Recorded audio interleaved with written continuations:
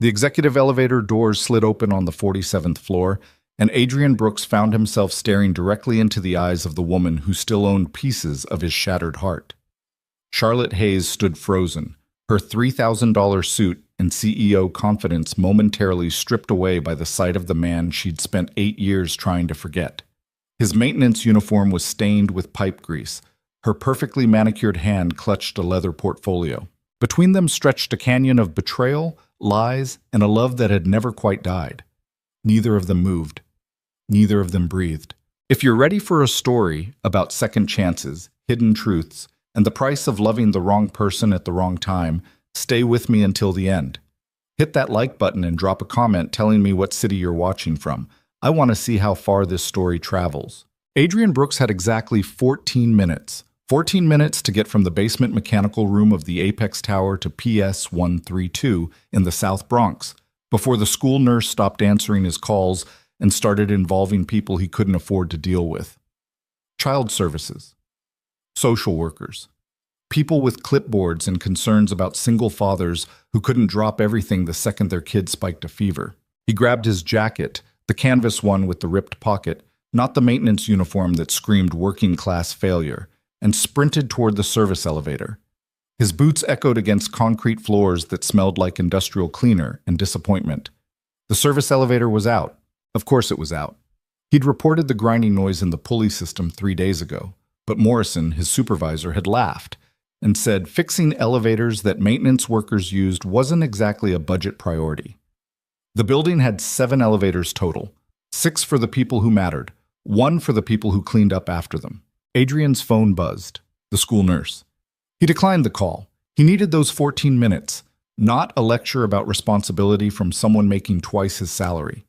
His eyes tracked to the executive elevator bank across the marble lobby. 3 elevators reserved exclusively for the top 15 floors. The floors where people earned more before lunch than he made in a year. The floors where Charlotte Hayes ran an empire from behind glass walls and decisions that affected thousands of lives. The floors he was explicitly, contractually, absolutely forbidden from accessing. Adrian checked his watch. 12 minutes now. Mia had been crying when the nurse called. Not the fake dramatic crying she used to get out of math class, but the small, scared crying that meant she actually felt terrible and needed her dad. 6 years old. The only perfect thing he'd ever been part of creating. The only reason he dragged himself out of bed every morning to fix toilets and replace light fixtures in a building that treated him like furniture. He looked at the executive elevators again. Then he ran. His reflection in those polished brass doors looked exactly like what he was, a 32-year-old man who'd aged about 15 years too fast. His maintenance uniform was wrinkled, his hair needed cutting. The scar above his left eyebrow, the one he'd gotten during the worst night of his life, caught the overhead lighting. He jabbed the call button. Nothing happened. He pressed it again, harder, like that ever worked. His phone buzzed twice. The nurse, persistent as hell. He declined again. Come on, come on! The middle elevator chimed. Doors slid open with the kind of smooth mechanical whisper that only expensive German engineering could produce. Adrian stepped inside and immediately felt like an intruder. The floor was actual marble. The walls were paneled in something that looked like mahogany, but was probably even more expensive. Even the air smelled different up here, less recycled, more carefully filtered. He pressed the button for the lobby level. The doors started closing. Adrian exhaled. 10 minutes. He could still make it. He'd apologize to Morrison later, explain about Mia, maybe offer to work a double shift on Saturday to make up for the unauthorized elevator use. Morrison was a bastard, but he had kids. He'd understand. The elevator stopped on 47. No, no, no, no. The doors opened. And there she was. Charlotte Hayes stood less than 6 feet away, looking down at her phone, one hand already reaching forward to step into the elevator. She wore a charcoal suit that probably cost more than his monthly rent. Her dark hair pulled back in a style that was both severe and somehow soft at the same time.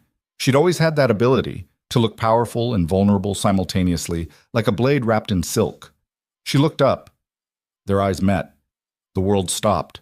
Adrian watched about 17 different emotions flash across her face in the span of 3 seconds. Shock. Recognition. Confusion. Something that might have been pain. Then the CEO mask slammed down, that careful professional neutrality she'd perfected, the expression that gave away absolutely nothing. Adrian. His name came out flat.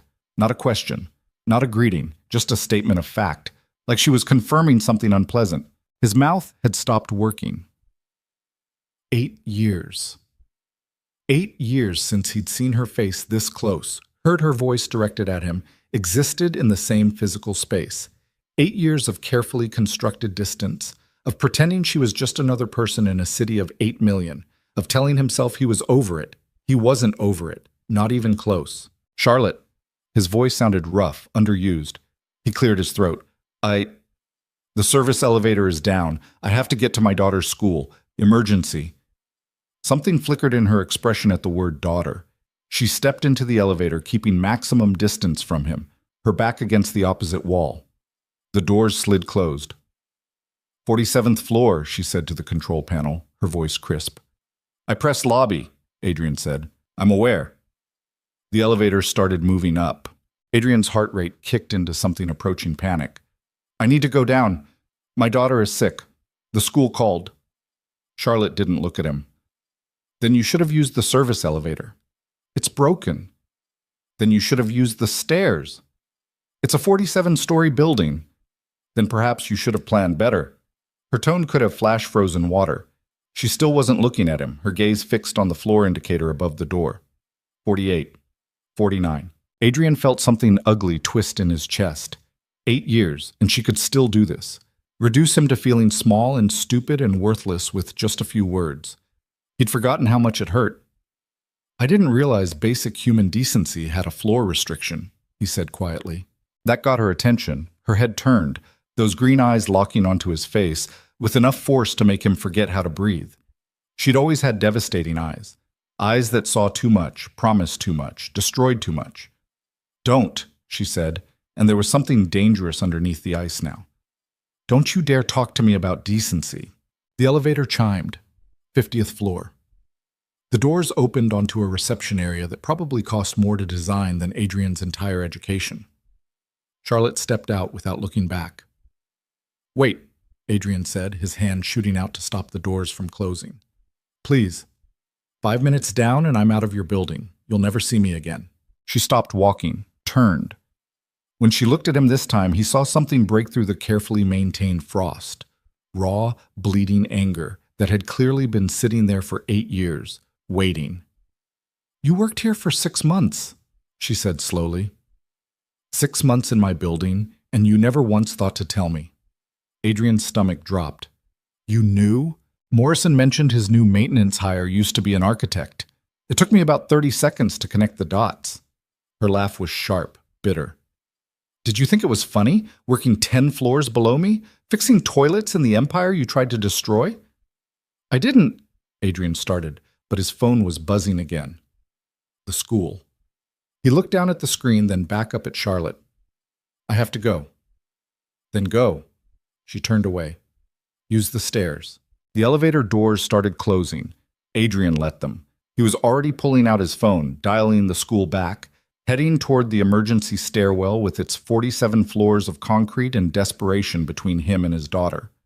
Behind him, he heard Charlotte's heels clicking against marble, walking away. Some distances, he thought, couldn't be measured in floors. Adrian made it to the school in 23 minutes, sweating through his shirt, his legs screaming from the stairs.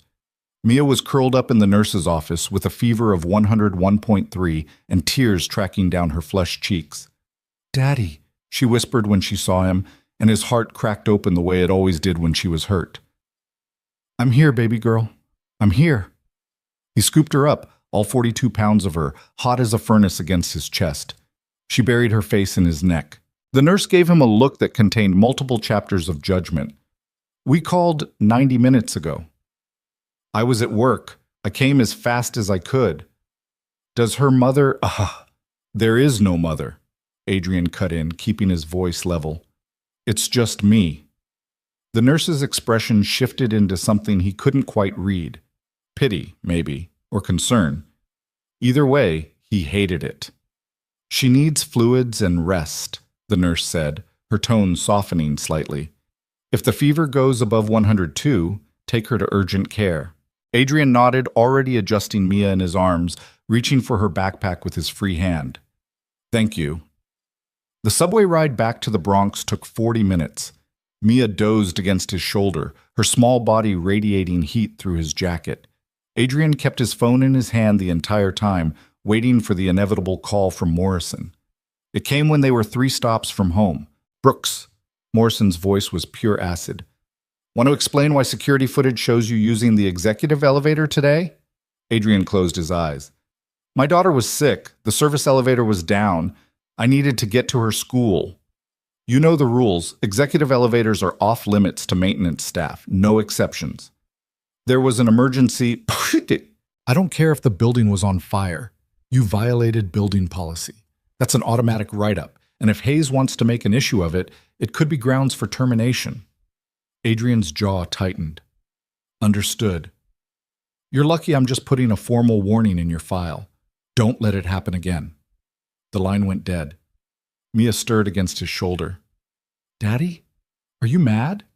He kissed the top of her burning forehead. No, sweetie. I'm not mad. You sound mad. I'm just tired. He shifted her weight, his arms aching. We'll be home soon. You can watch cartoons while I make soup. Their apartment was on the 4th floor of a building that should have been condemned a decade ago. The elevator, the one elevator that serviced all 8 floors, had been broken for 3 weeks. Adrian carried Mia up the stairs, her fevered weight somehow feeling heavier with each step. Inside, the apartment was exactly what 60 square feet in the South Bronx could buy. A studio with a kitchenette, a bathroom the size of a closet, and a persistent smell of the neighbor's cooking that no amount of air freshener could eliminate. But the walls were covered in Mia's drawings. Her bookshelf, rescued from a sidewalk 3 years ago and repainted 7 times, overflowed with library books. Her bed, tucked into the corner behind a curtain Adrian had hung for privacy, was covered in stuffed animals she'd named after characters from her favorite stories. It wasn't much, but it was theirs. Adrian settled Mia on the couch with her favorite blanket and went to find the children's Tylenol. His phone buzzed again. Not Morrison this time. Unknown number.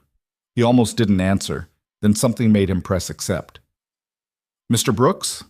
A woman's voice, professional and clipped. This is Jennifer Kim from Hayes Properties Legal Department. His stomach turned to ice.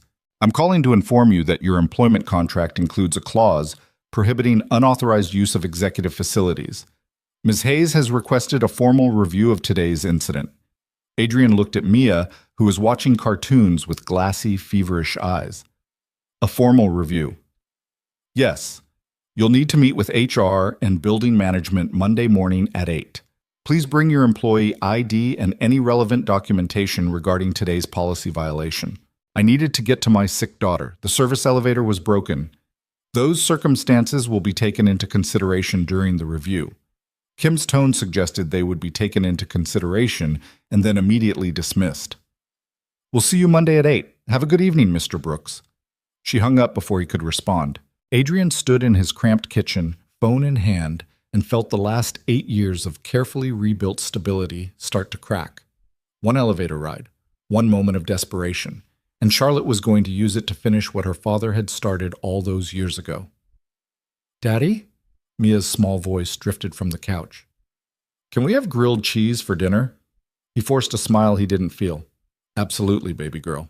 While the cheese melted and Mia's fever slowly responded to the Tylenol, Adrian's mind kept circling back to the elevator. To Charlotte's face. To the way she'd looked at him like he was something unpleasant stuck to the bottom of her expensive shoe. He'd known working at Apex Tower was a risk, known that sooner or later their paths would cross, that the careful distance he'd maintained would collapse. He just hadn't expected it to feel like this, like being gutted all over again. His phone sat on the counter, silent now but somehow still threatening. Monday morning. A formal review. His job hanging by whatever thread Charlotte decided to leave intact. Adrian flipped the grilled cheese, watching the bread turn golden brown. Mia laughed at something on TV. Outside the window, the Bronx stretched out in all directions, millions of people living millions of complicated lives. And somewhere across the river, Charlotte Hayes was probably in her penthouse apartment, probably not thinking about him at all.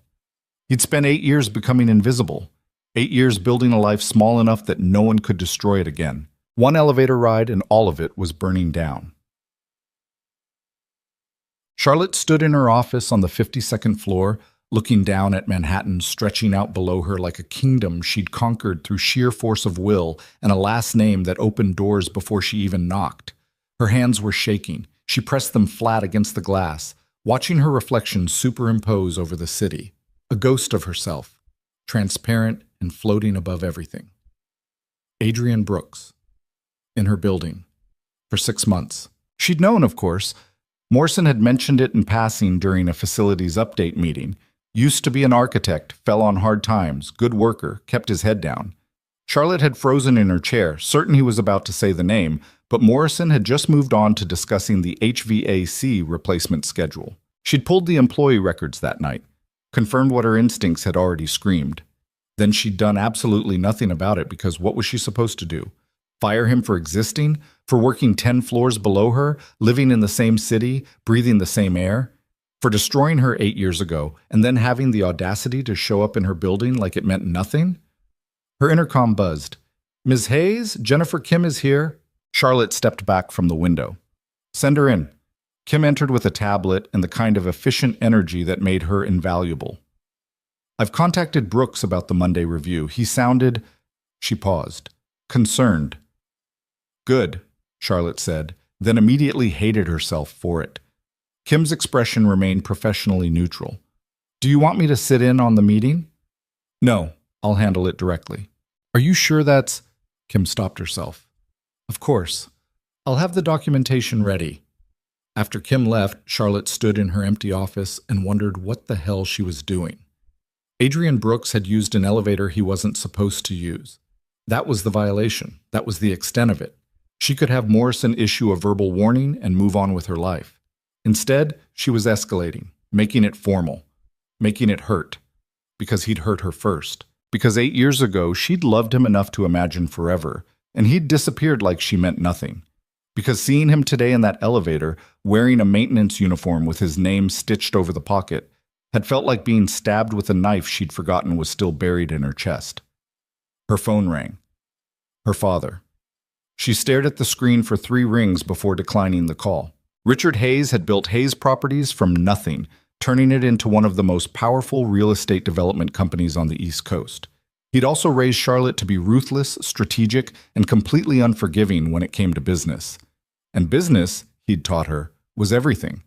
People were just pieces on a board, some useful, some expendable, some dangerous enough to remove before they could cause damage. Adrienne had been dangerous. Her father had recognized it immediately. Charlotte walked to the bar cart in the corner of her office, the one she kept stocked for late nights and difficult decisions, and poured 2 fingers of scotch she didn't particularly want. The elevator doors had opened, and there he was, older, harder, wearing exhaustion like a second skin, but still fundamentally him, still capable of making her forget how to breathe. She'd spent 8 years building armor, 8 years becoming someone who didn't need anyone, who couldn't be hurt, who ran a billion-dollar company and made decisions that affected thousands of lives without flinching. 14 seconds in an elevator with Adrienne Brooks, and all of it had crumbled. Her phone buzzed. A text from her father. "We need to talk about the board meeting." She ignored it. Monday morning, she'd sit across from Adrienne and decide his fate.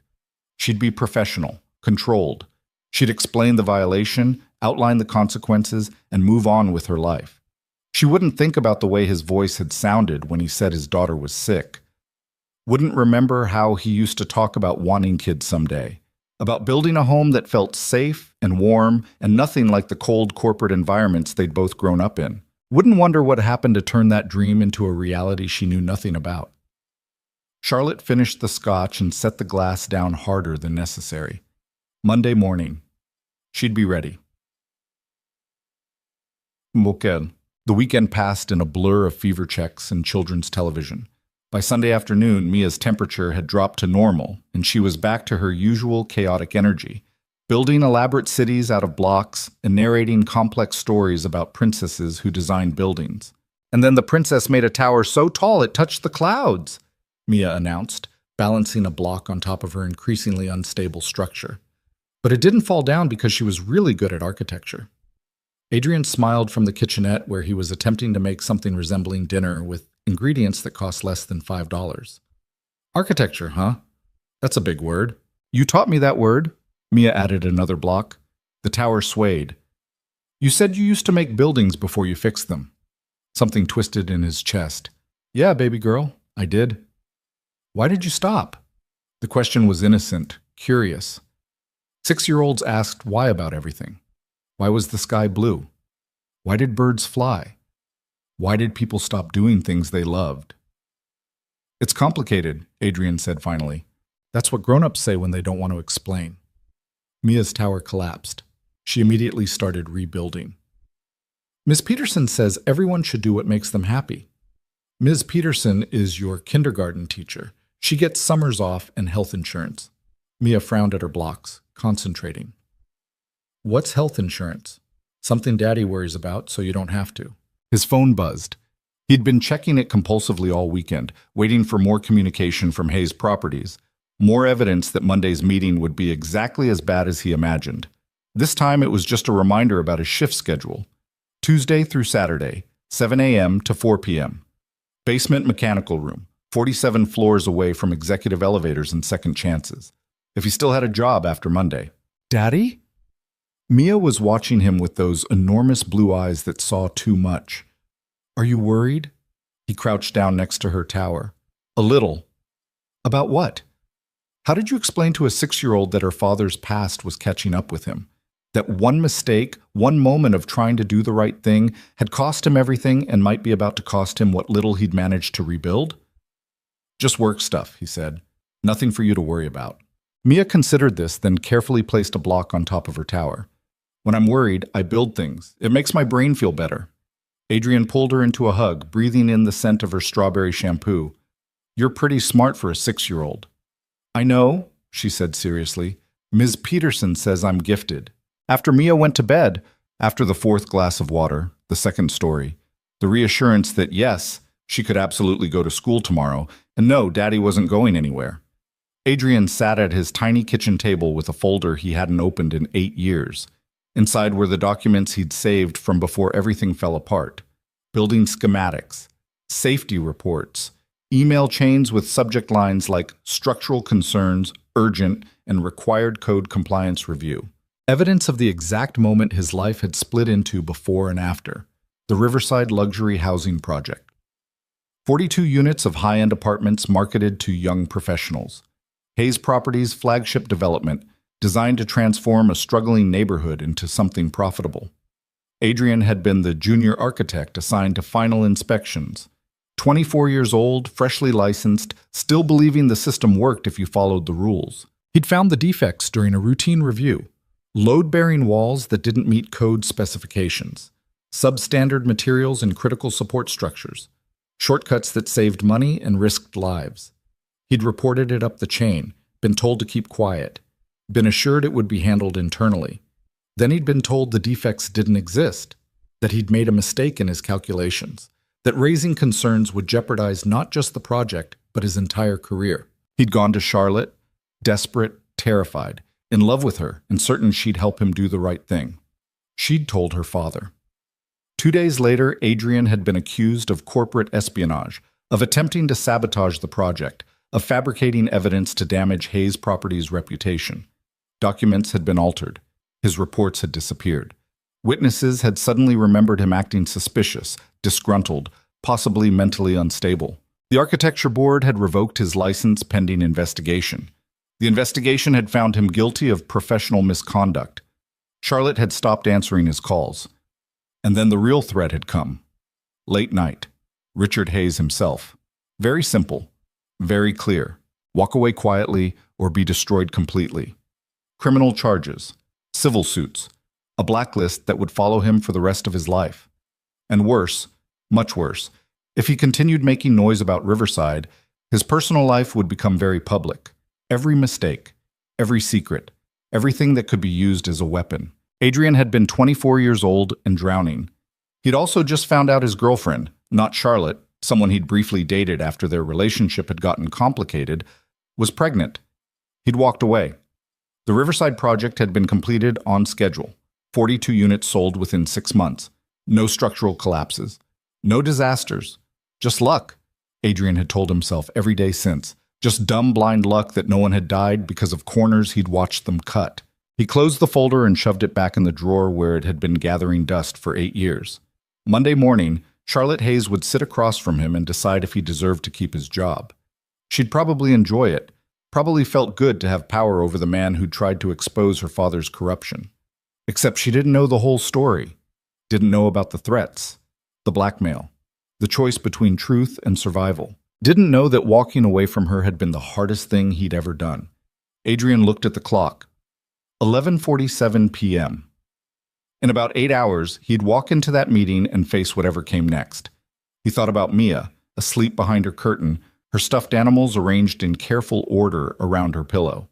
Whatever happened tomorrow, she'd be okay. He'd make sure of it. Even if it meant swallowing his pride, accepting whatever punishment Charlotte wanted to deliver, and spending the rest of his life invisible. Some battles, he'd learned, you fought by refusing to fight at all. Monday morning arrived with rain that turned Manhattan into a study in gray. Adrian stood outside the Apex Tower at 7:43 a.m., watching water stream down the glass and steel facade, trying to convince himself to go inside. Mia's daycare didn't open until 8. He'd had to drop her at his neighbor Mrs. Chen's apartment, a woman in her 70s who watched Mia sometimes when Adrian's schedule got complicated. She'd answered the door in her bathrobe, taken one look at his face, and asked no questions. "Go," she'd said, already ushering Mia toward her kitchen table where she kept crayons and paper. "We'll make dumplings." Now Adrian stood on the sidewalk, rain soaking through his jacket, the good one, not the maintenance uniform, and watched important people stream past him into the building. People with umbrellas and expensive shoes and jobs that came with titles instead of name tags. He'd been one of them once, a lifetime ago. At 7:55, he went inside. The lobby was different when you weren't running through it in a panic. Marble floors polished to a mirror shine.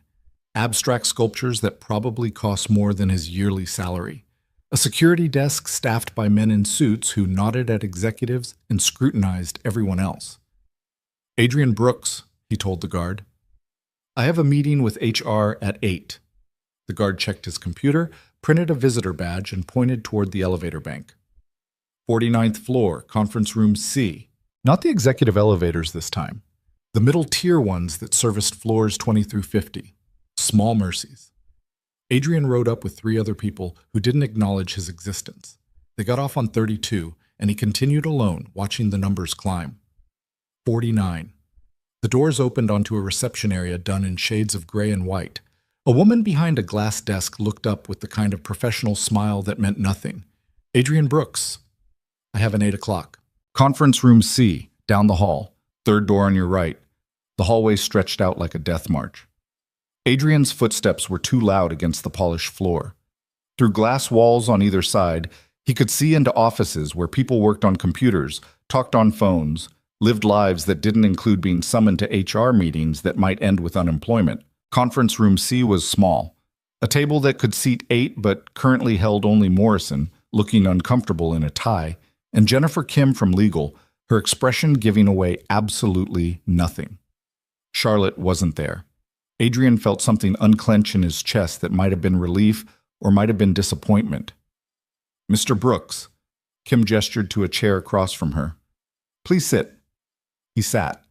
Morrison wouldn't look at him. Kim opened a folder that was probably his personnel file.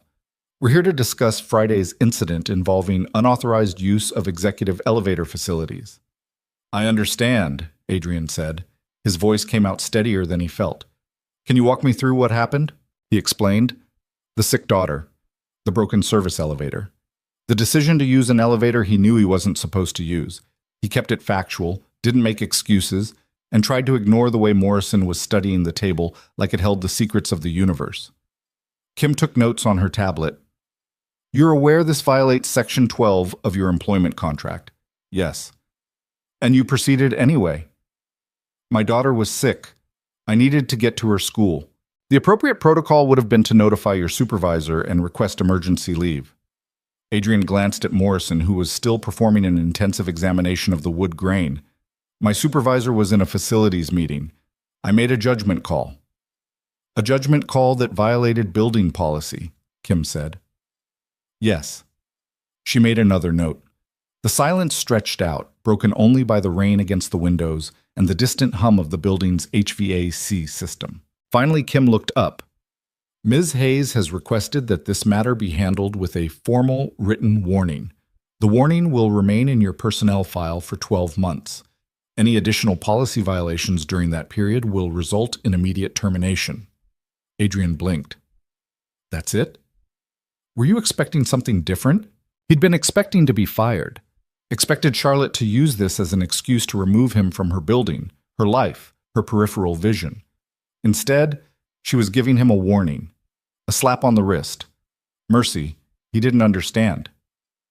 No, he said carefully. I understand. Kim slid a document across the table. Sign here acknowledging you've been informed of the violation and the consequences. He signed. His handwriting looked shaky. You're scheduled to resume your normal duties tomorrow, Kim said, already closing her folder. Morrison will brief you on any maintenance issues that arose during your absence. Morrison finally looked up. We're done here? We're done. They stood. Adrian followed Morrison out into the hallway, his mind still trying to process what had just happened. You got lucky, Morrison muttered once they were alone in the elevator heading back down. Hayes could have pushed for termination. No idea why she didn't. Adrian didn't answer. He was too busy trying to figure out the same thing. The elevator stopped on 47. The doors opened. Charlotte stood there, and for the second time in 4 days, they found themselves occupying the same 6 square feet of space. Morrison went rigid. Ms. Hayes? Morrison. Her eyes flicked to Adrian, then away. I need to speak with Mr. Brooks. Privately. Morrison looked like he'd rather be literally anywhere else. Of course, I'll just take the stairs. He bolted. Charlotte stepped into the elevator. The doors closed. She pressed the button for 52 without looking at Adrian. Thank you, he said quietly. For the warning instead of, don't thank me. Her voice was sharp. I didn't do it for you. The elevator climbed. Adrian watched the numbers change and tried to figure out what to say. 8 years of silence, and now they were trapped together again. And he had no idea how to navigate this. You have a daughter, Charlotte said suddenly. Yes. How old? 6. He could see her doing the math, saw the exact moment she reached the conclusion. Her jaw tightened. You got someone pregnant right after... She stopped, started again. While we were... It wasn't like that, Adrian said. Then what was it like? The elevator chimed. 52. Executive floor. Charlotte's domain. The doors opened onto a reception area that made 49 look modest. Floor-to-ceiling windows, art that belonged in museums, furniture that probably required a waiting list. Come with me, Charlotte said, already walking. Adrian followed because what else was he going to do? They passed assistants who pretended not to stare, went through a set of glass doors into a space that could only be Charlotte's office. It was huge. Corner office with views of Manhattan stretching out in 2 directions. A desk that looked like it cost more than his car, if he'd owned a car. Bookshelves lined with architectural publications and what looked like actual awards. This was the life she'd built. The empire she'd inherited and expanded. Charlotte closed the door behind them and turned to face him. Explain. Explain what? Everything. She crossed her arms. You disappeared 8 years ago without a word. No explanation, no goodbye, just gone. And now you're here, working in my building, raising a child I knew nothing about. And I'm supposed to just... what? Pretend none of it matters? Adrian felt something crack open inside him. 8 years of keeping quiet. 8 years of swallowing the truth because speaking it would have destroyed everything he'd been trying to protect. You want the truth? His voice came out rougher than intended. Your father threatened me. Told me if I didn't disappear and keep my mouth shut about Riverside, he'd make sure I never worked again. He'd file criminal charges, sue me into oblivion, and if that wasn't enough, Riverside? Charlotte's expression shifted. What does Riverside have to do with everything? It has everything to do with everything. Adrian laughed, bitter. You don't know. You actually don't know. Know what? He'd kept quiet for 8 years, protected her from this. But standing here in her office, watching her look at him like he was the villain in their story, something inside him snapped. "The structural defects I reported," he said. "The ones I was accused of fabricating. They were real, Charlotte. Every single one of them. That building should never have been approved for occupancy." Her face went carefully blank. "That's not—" "The investigation cleared the project. You were found to have made calculation errors." "I didn't make errors. I found problems, reported them, and got buried for it." He could hear his voice rising but couldn't stop it. "Your father had the reports altered, had my findings deleted, convinced the board I was unstable and trying to sabotage the company." "That's a serious accusation." "It's the truth." Charlotte moved behind her desk, putting furniture between them like a barricade. "My father built this company from nothing. He's made mistakes, but he wouldn't what? Wouldn't sacrifice one junior architect to protect a multi-million-dollar project?" Adrian shook his head. "He did exactly that. And when I tried to fight back, tried to go public, he made it very clear what would happen." "So you just left?" "I didn't have a choice." "Everyone has a choice. Not when the alternative is prison." Adrian's hands clenched into fists at his sides. "Not when you're 24 years old and terrified and your girlfriend, not you, someone else, just told you she's pregnant and you need to figure out how to survive." Charlotte sat down slowly in her chair. "You left me to protect yourself." "I left to protect everyone." The anger was draining out of him now, leaving behind something that felt like exhaustion. "If I'd kept pushing, your father would have destroyed me completely, and you would have been caught in the middle of it. So I walked away, took a job doing maintenance work, and tried to build a life that didn't involve architecture or Hayes Properties or you." The silence that followed felt like standing in a vacuum. Charlotte's hands were flat on her desk, her knuckles white. Riverside was inspected by independent engineers. The city signed off on it. If there were actual structural problems, then everyone got lucky, Adrian cut in.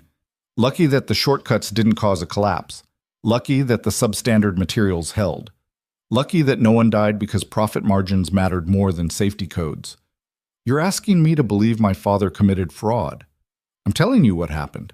Charlotte stood abruptly and walked to the windows. Rain streaked down the glass, distorting the city beyond. She stood there for a long time, not speaking. When she finally turned back, her expression was carefully controlled again. Professional, distant. "If what you're saying is true," she said slowly, "then you should have proof. Documentation, something beyond accusations." "I had proof. Your father made it disappear." "Convenient." The word landed like a slap. Adrian moved toward the door. "I answered your questions. I told you the truth. Whether you believe it or not is up to you." "Wait." He stopped, hand on the door handle. Charlotte was still standing by the windows, backlit by gray daylight. "Why now? Why work here if you knew I'd eventually find out?" "Because I needed a job," Adrian said simply. "Because I have a daughter to support and bills to pay and principals don't put food on the table. When Morrison offered me the position, I told myself the building was big enough that we'd never cross paths." "But we did." "Yeah." He opened the door. "We did." He was halfway to the elevator when she called out again. "Adrian!" He turned. She was standing in the doorway of her office, and for just a second she looked less like a CEO and more like the woman he'd loved 8 years ago. Young, uncertain, human. "I'll look into it," she said quietly. "The Riverside project. I'll review the files." He didn't know what to say to that. Didn't know if he believed she'd actually do it, or if this was just something people said to end uncomfortable conversations. "Okay," he said finally. Then he left before she could see how much it had cost him to tell her the truth. The rain had stopped by the time Adrian made it back to the Bronx to pick up Mia from Mrs. Chen's apartment. His daughter was covered in flour and looked delighted about it. "We made 27 dumplings," she announced proudly. "I counted." Mrs. Chen smiled from her kitchen. "She's a good counter and a good folder once she figured out the technique." Adrian thanked her, collected Mia and a container of dumplings Mrs. Chen insisted he take, and headed back to their apartment. His head was still spinning from the conversation with Charlotte, from the way 8 years of buried truth had come pouring out in her office. She'd said she'd look into it. He tried not to hope that meant anything. That night, after Mia was asleep, Adrian sat at his kitchen table with his phone in his hand. He'd spent 8 years not looking, not checking, not wanting to know what had happened to the project that had destroyed his life.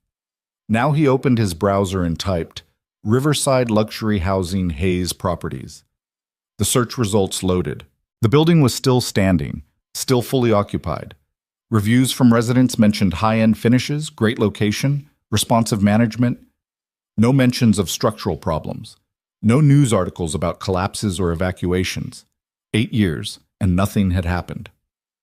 Maybe he'd been wrong. Maybe the defects he'd found hadn't been as serious as he'd thought. Maybe he'd destroyed his own career over calculations that were actually errors. Maybe Charlotte's father had been right all along. Adrian closed the browser and put his phone face down on the table. He'd told Charlotte the truth. What she did with it was out of his hands. Across the river, in her penthouse apartment that overlooked Central Park, Charlotte sat at her own table with her laptop open and files spread out around her like evidence at a crime scene. She'd left the office at 7, skipped dinner, and gone straight to her private server where Hayes Properties kept archived project documentation. 8 years of files, thousands of documents. Finding Riverside hadn't been hard. The project folder was extensive, planning documents, architectural drawings, engineering reports, inspection records, financial statements. She'd started with the engineering reports. 3 different firms had inspected the building during construction. All 3 had signed off on structural integrity. The city had issued a certificate of occupancy. Everything was properly documented, properly filed, properly approved. Charlotte pulled up the architectural drawings next, studied the load-bearing wall specifications, the materials lists, the structural calculations that determined whether the building could safely support 42 units of residential occupancy. She wasn't an engineer. Her degree was in business administration with a minor in urban development. But she'd grown up in this industry, had spent her childhood listening to her father talk about construction projects over dinner, had learned to read blueprints before she'd learned algebra. Something in the calculations felt off. Not wrong, exactly, but simplified in a way that made assumptions about material quality that might not hold if the actual materials used were even slightly substandard. She cross-referenced the materials list with the procurement records. The procurement record showed purchases from suppliers she recognized.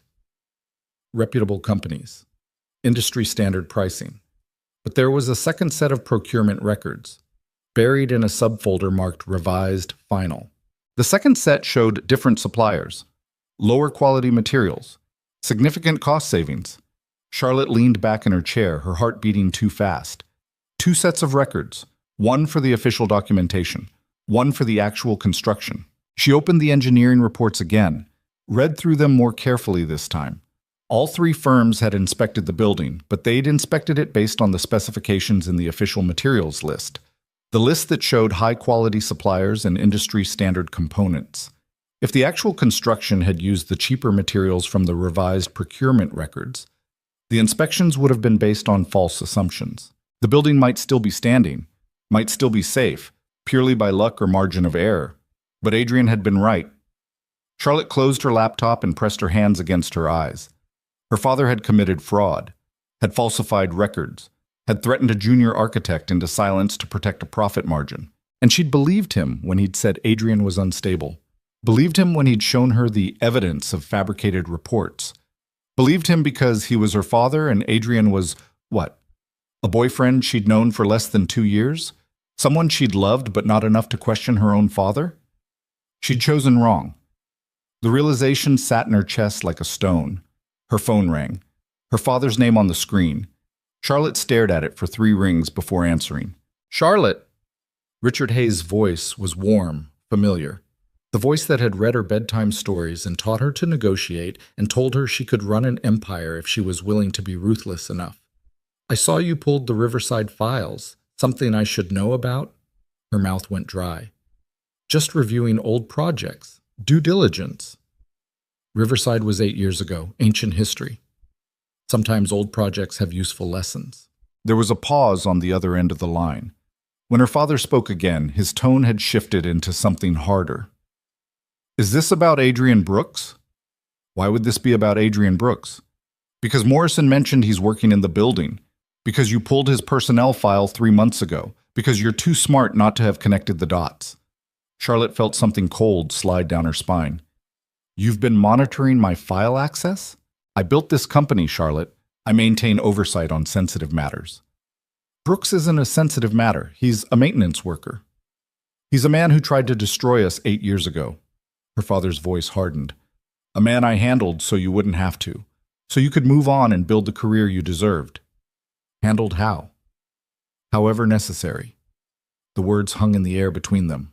Charlotte stood and walked to her window, looked out at the park, dark except for scattered lights along the pathways. The procurement records were altered. Another pause. Longer this time. Construction projects are complicated, her father said finally. Materials get substituted, suppliers change. The important thing is the end result, a successful project that's been occupied safely for 8 years. That's not an answer. It's the only answer you need. Did you threaten him, Adrian? Did you tell him you'd destroy him if he didn't keep quiet? I protected this company and your future. That's what fathers do. Charlotte's reflection stared back at her from the window. She looked like her father, same sharp features, same cold eyes, same willingness to sacrifice people for profit. He had a child, she said quietly, a daughter. He walked away because you threatened him, and then he had to figure out how to survive. He walked away because he was smart enough to recognize when he was beaten. No remorse in her father's voice. No recognition that anything he'd done might have been wrong. Charlotte, listen to me. Brooks made his choices. You made yours. The past is done. Let it stay buried. And if I can't? The silence on the other end of the line went from cold to frozen. Then you'll destroy everything we've built, Richard Hayes said softly. Everything I've given you. The company. The reputation. The power. All of it goes away the moment you decide to play hero for a man who didn't matter 8 years ago and matters even less now. Charlotte closed her eyes. He mattered to me. Then you were young and stupid. You're not young anymore. Don't still be stupid. He hung up. Charlotte stood at her window for a long time after the call ended, watching the city lights and trying to figure out who she was. The woman her father had raised her to be, ruthless, strategic, willing to sacrifice anything for success. Or someone else. Someone who looked at evidence of fraud and threats and lies and decided those things mattered more than profit margins. Her phone buzzed. A text from Jennifer Kim. Board meeting scheduled for Thursday. Your father requested a seat at the table. Of course he did. Charlotte typed back. Denied. This is my company now. She sent the text before she could second-guess herself. Then she opened her laptop again and started making a list of everyone who had worked on the Riverside project. Engineers, inspectors, suppliers, anyone who might have documentation her father hadn't managed to bury. If she was going to do this, if she was going to tear apart her father's legacy and risk everything she'd built, she needed to be sure. She needed proof that would hold up in court, in the press, in the eyes of everyone who would be watching when she admitted that Hayes Properties had lied. It took until 3 a.m, but she found it. An email chain from the lead structural engineer, buried in an archived server, probably forgotten by everyone who'd been involved. The engineer had flagged concerns about material substitutions, had requested additional testing, had been told by Richard Hayes personally that the concerns were being addressed internally. No record of any additional testing, no record of the concerns being addressed, just a sign-off from the engineer 2 weeks later saying everything had been resolved to his satisfaction. Charlotte pulled up the engineer's current contact information. He'd retired 5 years ago, lived in Connecticut now. She drafted an email requesting a meeting, deleted it, started again. This needed to be handled carefully, quietly. One wrong move and her father would know what she was doing, would have time to cover his tracks or threaten people into silence. She needed help. She needed someone who understood construction projects and safety codes and how to build a case that would stand up to scrutiny. She needed Adrian. The realization made her laugh, sharp and bitter. 8 years of hating him, and now she needed him to help her tear down her father's empire. Charlotte looked at the clock. 3:17 a.m. Too late to call. Too early to show up at his apartment in the Bronx demanding cooperation. She'd have to wait until morning.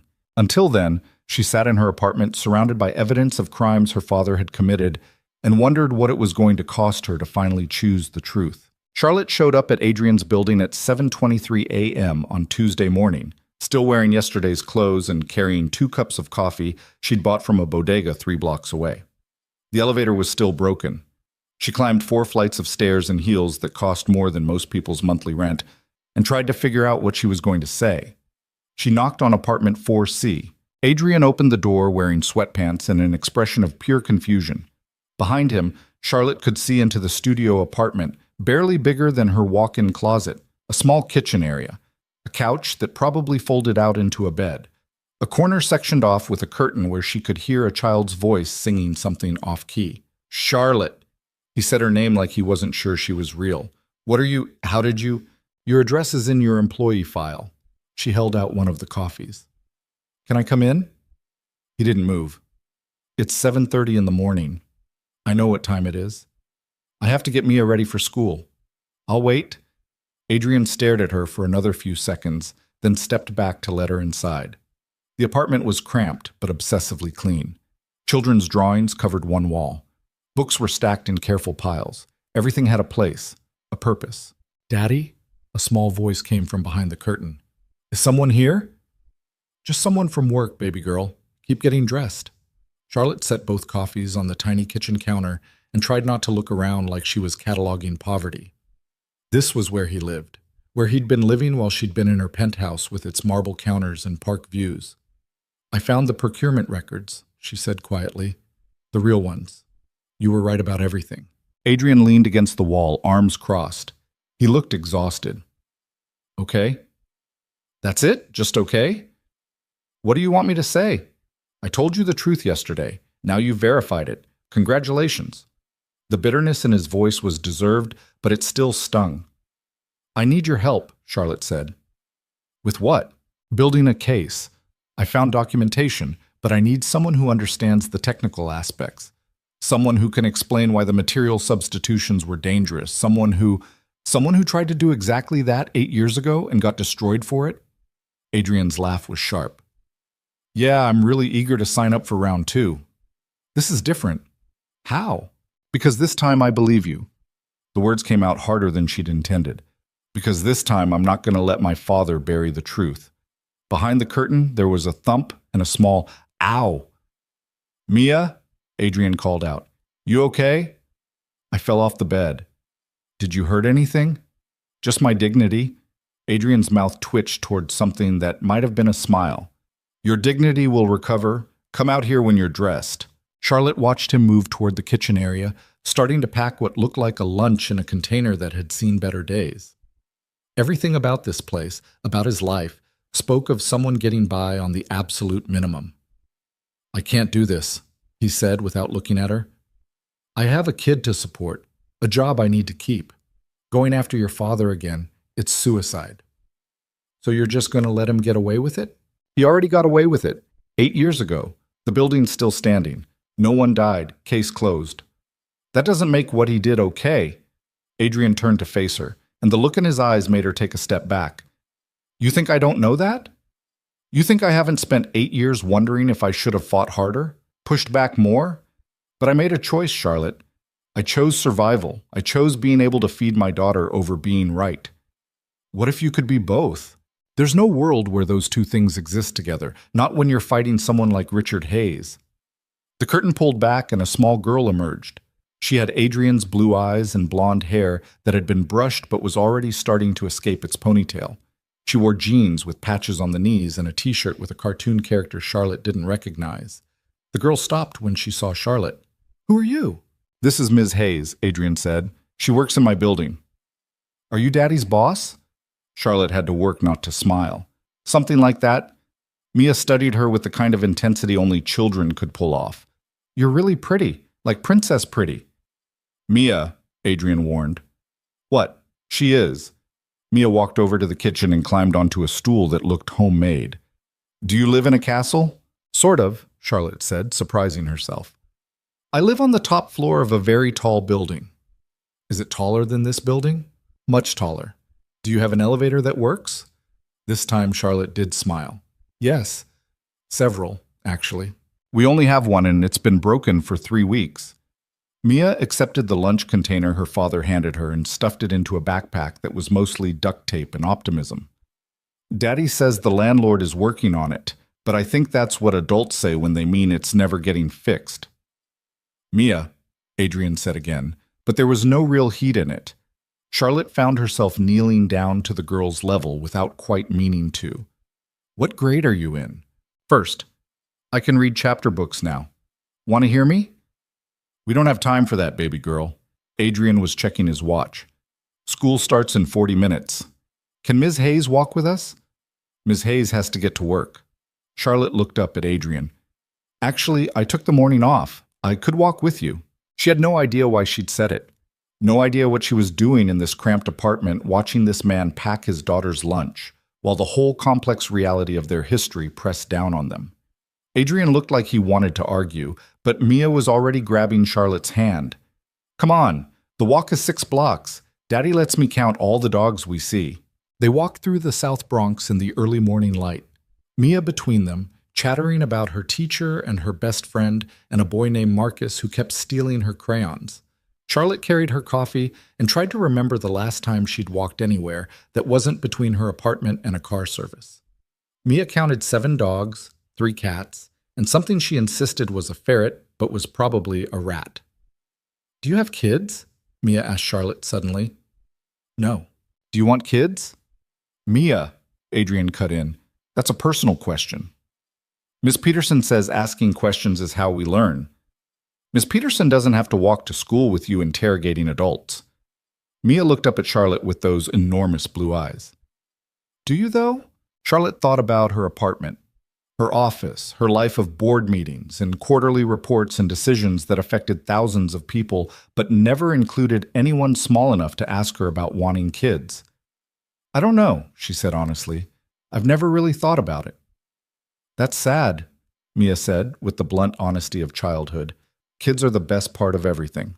They reached the school, a brick building that had seen better decades. Adrian knelt down to check Mia's backpack, make sure she had her lunch, remind her to listen to her teacher. I know, Daddy. You tell me every day. Because it's important every day. Mia threw her arms around his neck and squeezed. Love you. Love you more, baby girl. She pulled back and looked at Charlotte.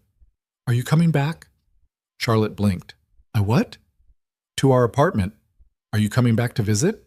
We'll see, Adrian said before Charlotte could answer. Go on, you don't want to be late. Mia ran toward the school entrance, her backpack bouncing against her shoulders. At the door, she turned and waved. Adrian waved back until she disappeared inside. Then he turned to Charlotte, and the warmth that had been in his face while dealing with his daughter vanished completely. Don't do that, he said quietly. Do what? Get her hopes up. She latches onto people fast, and when they leave, it destroys her. I wasn't trying to... You showed up at my apartment at 7:30 in the morning, asking for help with something that could ruin both our lives. You met my daughter. You walked her to school. And now you're standing here like you might actually give a damn about what happens to us. His voice was steady, but there was something raw underneath it. So don't. Don't make her think you're going to be part of her life when you're just here because you need something. The words hit like a physical blow. Charlotte opened her mouth to argue, to defend herself, but she couldn't, because he was right. She had come here because she needed help, had met Mia as a byproduct, not a goal, had walked to school because the little girl had grabbed her hand, not because Charlotte had wanted to be there. I'm sorry, she said finally. Adrian started walking back toward his building. Charlotte followed, unsure if she was supposed to or not. The engineer who flagged the concerns, Adrian said after half a block. Do you have his contact information? Yes. Does he still do consulting work? I don't know. He's retired. Track him down.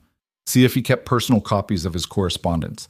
If he did, and if he's willing to testify, that's your smoking gun. Adrian's hands were shoved in his pockets, his shoulders tight. But you need to understand something. Going after your father means going after Hayes Properties. It means admitting fraud on a major project. It means lawsuits, investigations, probably criminal charges. I know. Do you? Because the company you're about to destroy is the one that signs your paychecks. The one with your name on the building. It's also the company that threatened you into silence and falsified safety records. Charlotte stopped walking. I can't just ignore that because it's inconvenient. Adrian turned to face her. Why now? Why does it matter now? Because I spent 8 years thinking you were the bad guy in our story, Charlotte said, her voice cracking slightly. 8 years believing my father's version, and I was wrong about all of it. So this is guilt. This is trying to do the right thing. The right thing 8 years ago was believing me when I came to you for help. The anger in his voice was quiet but devastating. The right thing was questioning your father instead of just accepting his story. You don't get credit for doing the right thing now when it's 8 years too late. He was right about that too. Charlotte watched him walk away, back toward his building with its broken elevator and its fourth-floor apartment that barely fit 2 people. She should let him go. Should handle this herself, find another engineer to consult, build her case without dragging him back into a mess that had already cost him everything. Instead, she pulled out her phone and made a call. Jennifer Kim. It's Charlotte. I need you to pull something for me. By noon, Charlotte was back in her office with a file that made her feel sick. The heating failure at PS 132, the school Mia attended, had been caused by a faulty boiler system. The boiler had been installed 3 years ago by a Hayes Properties subsidiary as part of a city infrastructure contract. The installation records showed corners cut, cheap materials, minimal safety testing, the same pattern as Riverside, just in a different building. Charlotte stared at her computer screen and thought about a 6-year-old girl who counted dogs on the way to school and believed asking questions was how you learned. That girl sat in classrooms heated by a system that might fail because Hayes Properties had prioritized profit over safety. Again. Her intercom buzzed. Ms. Hayes, your father is here to see you. Charlotte's stomach dropped. I didn't schedule a meeting with him. He says it's urgent. Of course it was. Richard Hayes walked into her office like he owned it, which, technically, he had until Charlotte had forced him into early retirement 2 years ago. He wore a suit that probably cost $5,000 and an expression that suggested he was about to enjoy this conversation. Charlotte. He settled into one of her guest chairs without being invited. We need to talk about Adrian Brooks. There's nothing to talk about. Really? Because my sources tell me you pulled the Riverside files, accessed archived procurement records, and showed up at Brooks' apartment this morning. He smiled. You're not as subtle as you think you are. Charlotte kept her face neutral. I'm reviewing old projects. That's part of my job. Reviewing or building a case. Does it matter? It matters because you're about to make a very stupid mistake. Her father leaned forward. Let me be clear. If you pursue this, if you try to expose what happened with Riverside, you won't just be destroying me. You'll be destroying the company, your reputation, and your future. Maybe some things are worth destroying for? Like Adrian Brooks? Her father's laugh was cold.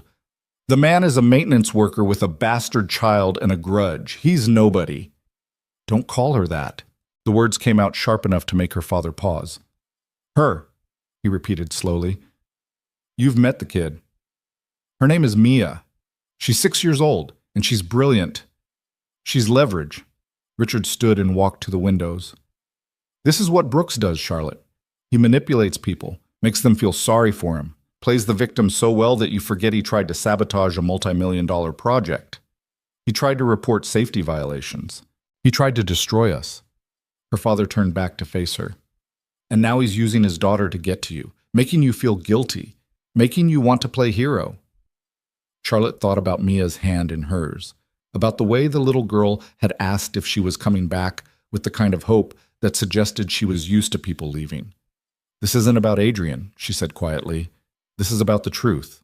The truth. Her father moved closer to her desk. The truth is that I built this company from nothing. I created jobs. I developed properties that transformed neighborhoods. I made you into one of the most powerful women in this industry. And you're willing to throw all of that away because you have feelings for a man who walked out on you 8 years ago? He didn't walk out. You forced him out. I protected this company and my daughter. I'd do it again. The certainty in his voice made her nauseous. The school heating system, Charlotte said. PS 132. That was one of ours. Her father's expression didn't change. What about it? The boiler failed. Same substandard installation as Riverside. How many other projects have we cut corners on? Every construction project makes practical decisions about cost versus benefit. That's not corruption, that's business. Those practical decisions put children at risk, and yet no children were harmed. Her father sat back down, relaxed now. Charlotte, listen to me. You're emotional. You're letting a chance encounter with an old boyfriend cloud your judgment. Take a few days. Think about what you're really risking here. I've thought about it. Then think harder. He stood. Because if you move forward with this, I won't protect you. I'll make sure everyone knows you were involved in the decision-making process, that you approved budgets, that you signed off on project completions. You want to burn down Hayes properties? Fine. But you'll burn with it. He left before she could respond. Charlotte sat at her desk, her hands shaking, and tried to figure out if her father was bluffing. She'd taken over as CEO 2 years ago, but before that, she'd been VP of operations. She had signed off on budgets, had approved project completions. If there was an investigation into Hayes Properties' construction practices, her name would be all over the documentation. Her father was right. Exposing the truth would destroy her too. Her phone buzzed, a text from an unknown number. Mia's school called. Heating's out again. They're sending kids home early. Thought you should know. Adrian Charlotte stared at the message. He had no reason to tell her, no reason to keep her in the loop about his daughter's school day, unless he was starting to trust her, or unless he was testing her to see if she'd actually do something about it. She grabbed her coat and headed for the elevator. The school was chaos when Charlotte arrived 30 minutes later. Parents crowded the hallway, kids in coats being signed out early, teachers trying to maintain order while clearly frustrated. She spotted Adrian near the office, Mia bundled up next to him in a jacket that looked 2 sizes too big. "Ms. Hayes!" Mia's face lit up when she saw Charlotte. "The heat broke again. We might get tomorrow off too." "That's not necessarily a good thing, baby girl," Adrian said, but his eyes were on Charlotte. "What are you doing here?" "I wanted to see the problem myself. It's a broken boiler, not much to see." Charlotte looked around the hallway. Dozens of kids, some excited about the unexpected day off. Others, the ones whose parents both worked, who didn't have backup childcare, who needed school to be reliable, looking stressed. "How often has this happened?" she asked quietly. 4 times this year, Adrian said. Each time they patch it. Each time it fails again. "Where's the boiler room?" Adrian raised an eyebrow. "Why?" "Because I want to see it." He studied her for a long moment, then looked down at Mia. "Can you wait here with Ms. Rodriguez for 5 minutes?"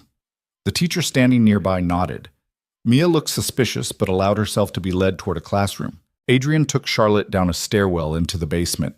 The boiler room was exactly as depressing as she'd imagined. Concrete floors, exposed pipes, and a heating system that was currently silent and cold. "There!" Adrian pointed to a section of piping that even Charlotte could tell was corroded. "The condensate return line. It's been patched 3 times. Keeps failing because whoever installed this used the wrong grade of pipe for the application." Charlotte pulled out her phone and started taking pictures. "What are you doing?" "Documentation." She photographed the piping, the boiler serial number, the installation placard that showed Hayes Properties' subsidiary as the contractor. "This is going in my case file." "Your case file?" "Against my father, against the company." She lowered her phone and looked at Adrian. "You were right. It's not just Riverside, it's a pattern." Adrian leaned against the wall, his expression unreadable. "You're really going to do this?" "Yes." "Even though it destroys you too?" "Even though." "Why?" Charlotte looked around the boiler room, thought about Mia sitting upstairs, about the other kids who depended on this system working, about 8 years of living with a lie because it was easier than facing the truth. "Because your daughter asked me if I was coming back," she said quietly. "And I realized I wanted to be the kind of person who could say yes."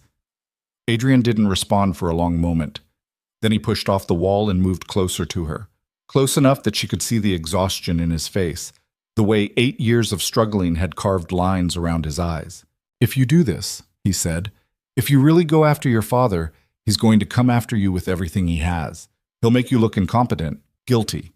He'll turn the board against you. He'll probably succeed." "I know." "And you're still willing to risk it?" Charlotte thought about her penthouse apartment, her corner office, her carefully constructed life of power and control and loneliness. "Yeah," she said, "I am." Something shifted in Adrian's expression. Not forgiveness, not trust, but maybe the beginning of belief that she meant what she was saying. Then you're going to need more than just procurement records, he said. You need testimony from people who were there, workers who saw the shortcuts, inspectors who were pressured to sign off, suppliers who were told to provide cheap materials. Will any of them talk? Not if they think it'll cost them their jobs, but if you can offer protection, immunity, maybe legal support, some of them might. Charlotte nodded, already making mental notes. What about you? What about me? Will you testify? Tell your story publicly? Adrian's jaw tightened. You're asking me to put a target on my back again. I'm asking you to help me make sure what happened to you doesn't happen to anyone else. That's a nice way of saying you need me to risk everything so you can feel better about your father's crimes. The words stung because they had truth in them. You're right, Charlotte said. I'm asking you to risk everything. I'm asking you to trust me when I gave you no reason to. I'm asking for help I don't deserve. She met his eyes. But I'm asking anyway, because I can't do this alone. Adrian looked at her for a long time. Then he turned and headed for the stairs. I need to get Mia home, he said. She can't miss daycare tomorrow. I'm already behind on the bill. Charlotte followed him up the stairs, uncertain if that was a rejection or just a postponement. They collected Mia from Ms. Rodriguez. The little girl immediately grabbed both their hands, swinging between them as they walked out of the school. Are you coming to our apartment again? Mia asked Charlotte. I don't think, Charlotte started. She can come if she wants, Adrian cut in. Mia's face lit up. Really? Really? Charlotte looked at him, surprised. He didn't look at her, just kept walking, but his hand shifted slightly so Mia could swing higher. The walk back to the apartment was quieter this time. Mia seemed content to just hold their hands and jump over cracks in the sidewalk. Charlotte tried not to think about how strange this was, walking through the Bronx with a man she'd once loved and the daughter she'd just met. Back at the apartment, Mia immediately started building something elaborate with blocks, while Adrian made grilled cheese that smelled better than it had any right to. Charlotte stood awkwardly in the middle of the tiny space, unsure where she fit. You can sit, Adrian said, not turning from the stove. She sat on the couch, watched Mia construct an elaborate tower with the kind of focus that suggested she'd inherited her father's spatial reasoning. That's the lobby, Mia explained without looking up. And this is the elevator shaft, see? It goes all the way to the top. That's impressive, Charlotte said. Daddy taught me about load-bearing walls. Want to see?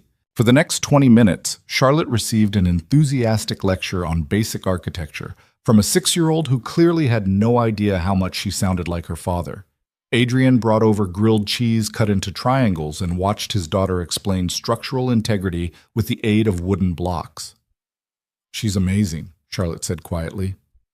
Yeah, Adrian's voice was soft. She is. After lunch, Mia asked if Charlotte wanted to see her drawings. They covered the wall, crayon sketches of buildings and families and animals with too many legs. This one is you and Daddy, Mia said, pointing to a picture Charlotte hadn't noticed before. 2 stick figures, one tall, one taller. From yesterday, when you were in the elevator together. Charlotte stared at the drawing. When did you draw this? Last night, Daddy told me about seeing someone he used to know. I asked if she was nice, and he said he didn't know anymore. Adrian had gone very still. What did you tell her? Charlotte asked, looking at him. That people are complicated, he said. That being nice and being right aren't always the same thing. Mia tugged on Charlotte's sleeve. Are you nice? The question was simple. The answer wasn't. I'm trying to be, Charlotte said. That's what Daddy says, too. Mia went back to her blocks. Miss Peterson says trying is the most important part. Charlotte stayed until almost 5. She hadn't meant to.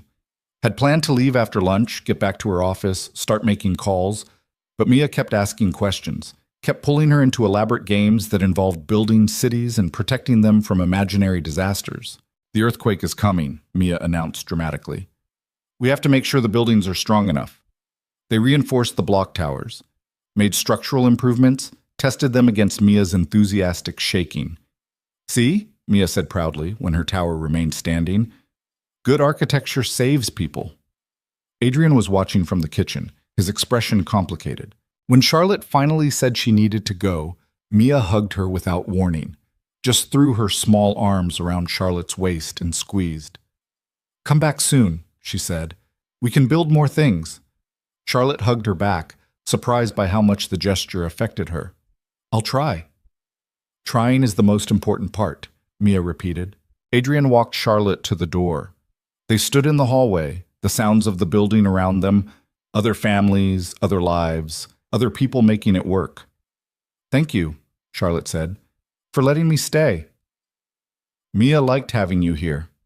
He paused. "I think she's lonely sometimes. Doesn't have a lot of adults who pay attention to her. She's incredible." "I know." Adrian looked back toward the apartment where they could hear Mia singing to herself. "She's the only thing I got right." Charlotte wanted to tell him that wasn't true, that he'd gotten other things right too. But standing there in that hallway, she couldn't think of what those things were. "I'm going to fight this," she said instead. "The Riverside Project, the school heating system, all of it. I'm going to expose what my father did, even if it costs me everything." "I believe you." "Will you help me?" Adrian was quiet for a long time. Then he said, "I'll think about it." It wasn't a yes, but it wasn't a no either. Charlotte rode the subway back to Manhattan feeling like something had shifted. She'd spent the afternoon building block towers with a 6-year-old and eating grilled cheese in an apartment the size of her closet. And for the first time in 8 years, she'd felt like maybe she was exactly where she was supposed to be. The retired engineer's name was Marcus Chen, and he lived in a colonial house in Fairfield, Connecticut that suggested retirement had been financially comfortable. Charlotte drove out on Wednesday morning with a folder full of documentation and a stomach full of nerves. Chen answered the door in jeans and a flannel shirt, looking nothing like the buttoned-up professional she'd seen in old company photos. He was 73 now, with gray hair and wire-rimmed glasses that he pushed up his nose when he invited her inside. "Coffee?" he offered, leading her through a house that smelled like wood polish and old books. "Please." They sat in his kitchen overlooking a backyard where leaves were starting to turn. Chen poured coffee from a French press and settled across from her with the careful movements of someone whose joints didn't work the way they used to. "So," he said, "Riverside." Charlotte opened her folder. "You flagged concerns about material substitutions during construction. I found the email chain where you requested additional testing, and then was told everything had been resolved." Chen's smile was bitter. "Your father called me personally, assured me the materials had been upgraded, even showed me revised procurement orders. They were fake. I know that now." He took a long drink of coffee. "Back then, I believed him. Richard Hayes was one of the most respected developers in New York. Why would he lie about something that could get people killed? Because the truth would have cost him millions." Chen was quiet for a moment, just looking at her. "You have your father's eyes, you know. Same intensity, but you're here asking questions he would have buried." "I'm not my father." "No," Chen agreed. "You're not, or you wouldn't be sitting in my kitchen looking like you're about to be sick." Charlotte set down her coffee cup before her shaking hands could betray her further. "I need to know if you kept copies of your original correspondence, before the files were altered." "Why?" "Because I'm building a case. Against Hayes Properties. Against my father. Against everyone who knew about the fraud and stayed quiet." Chen stood slowly and walked to a cabinet near the window. He pulled out a banker's box that looked like it had been sitting there for years.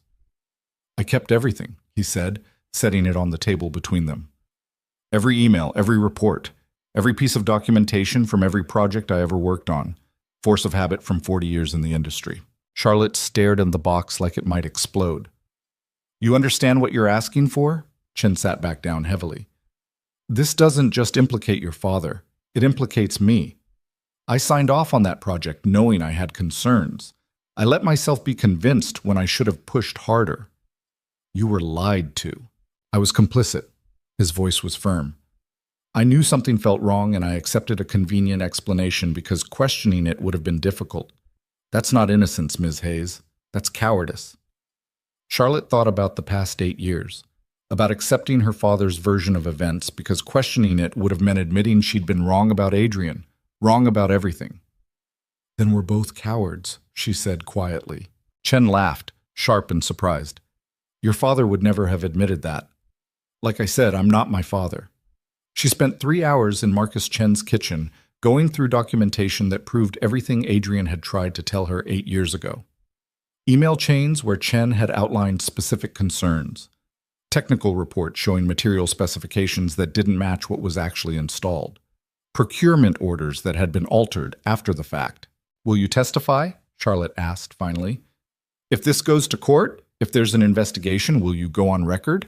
Chen looked at the boxes spread across his kitchen table. "I'm 73 years old, retired. My reputation in the industry is already set. I don't have much left to lose." "You have your legacy." "My legacy is already compromised by what I let happen at Riverside." He met her eyes. "If testifying helps make that right, even partially, then yes, I'll testify." Charlotte felt something unclench in her chest. "Thank you." "Don't thank me yet. Your father is going to fight this with everything he has. He'll attack my credibility. He'll claim I'm senile or bitter or lying for attention. It's going to get ugly." "I know." "Do you?" Chen leaned forward. "Because I remember you, Ms. Hayes. You were at some of the site meetings 8 years ago. Young, ambitious, your father's protege. You looked at me like I was useful, not like I was a person." The words landed like a punch. "You're right," Charlotte said after a moment. "I did. I looked at everyone that way back then, like they were just pieces in my father's empire. And now? Now I'm trying to figure out how to dismantle that empire without becoming the same person who built it." Chen studied her for a long moment, then stood and started packing the documentation back into boxes. "You'll need copies of all of this. And you should talk to the construction foreman who was on site, a man named Rodriguez. He saw everything, kept his mouth shut because he had 4 kids and a mortgage. If you can offer him protection, he might talk." Charlotte took down the information, her hands cramping from notes. When she finally stood to leave, Chen walked her to the door. "One more thing," he said. "Adrian Brooks, the junior architect who tried to blow the whistle. What happened to him?" "He's working maintenance in my building." Chen's expression darkened. "Your father destroyed that kid's career for telling the truth." "I know." "Does Brooks know you're doing this?" "Yes. I asked him to help build the case." "Is he going to?" Charlotte looked out at the afternoon sun filtering through autumn trees. "I don't know yet." She drove back to Manhattan with 3 boxes of evidence in her trunk and a phone call to make. She waited until she was parked outside Apex Tower before dialing Adrian's number. He answered on the 3rd ring. "Yeah? I have documentation, original files from the structural engineer. He's willing to testify." Silence on the other end. "Adrian? I heard you." His voice was tight. "When? When what? When are you planning to make this public?" Charlotte hadn't thought that far ahead. "I need to talk to the board first, give them a chance to cover it up, to pressure you into backing down, to do the right thing." Adrian laughed, harsh and disbelieving. "Charlotte, boards don't do the right thing. They do the profitable thing. The moment you tell them what you've found, they'll start damage control, and damage control means making you the problem. So what do you suggest? Go to the press. Go to the city. Go to anyone except the people who have a vested interest in keeping this quiet." She could hear noise in the background, Mia singing something, the clatter of dishes, normal evening sounds from a life that was about to get complicated again. "If I do that," Charlotte said carefully, "if I go public without giving the board a chance to respond, they'll fire me, strip me of everything. My father will make sure of it. And if you go to them first, they'll bury it, and you'll have accomplished nothing except giving them a heads up." He was right. She knew he was right. "There's a middle option," Adrian said after a pause. "You call a press conference. Tell the board you're doing it. Give them exactly enough time to panic, but not enough time to stop you. Force their hand. That's ruthless.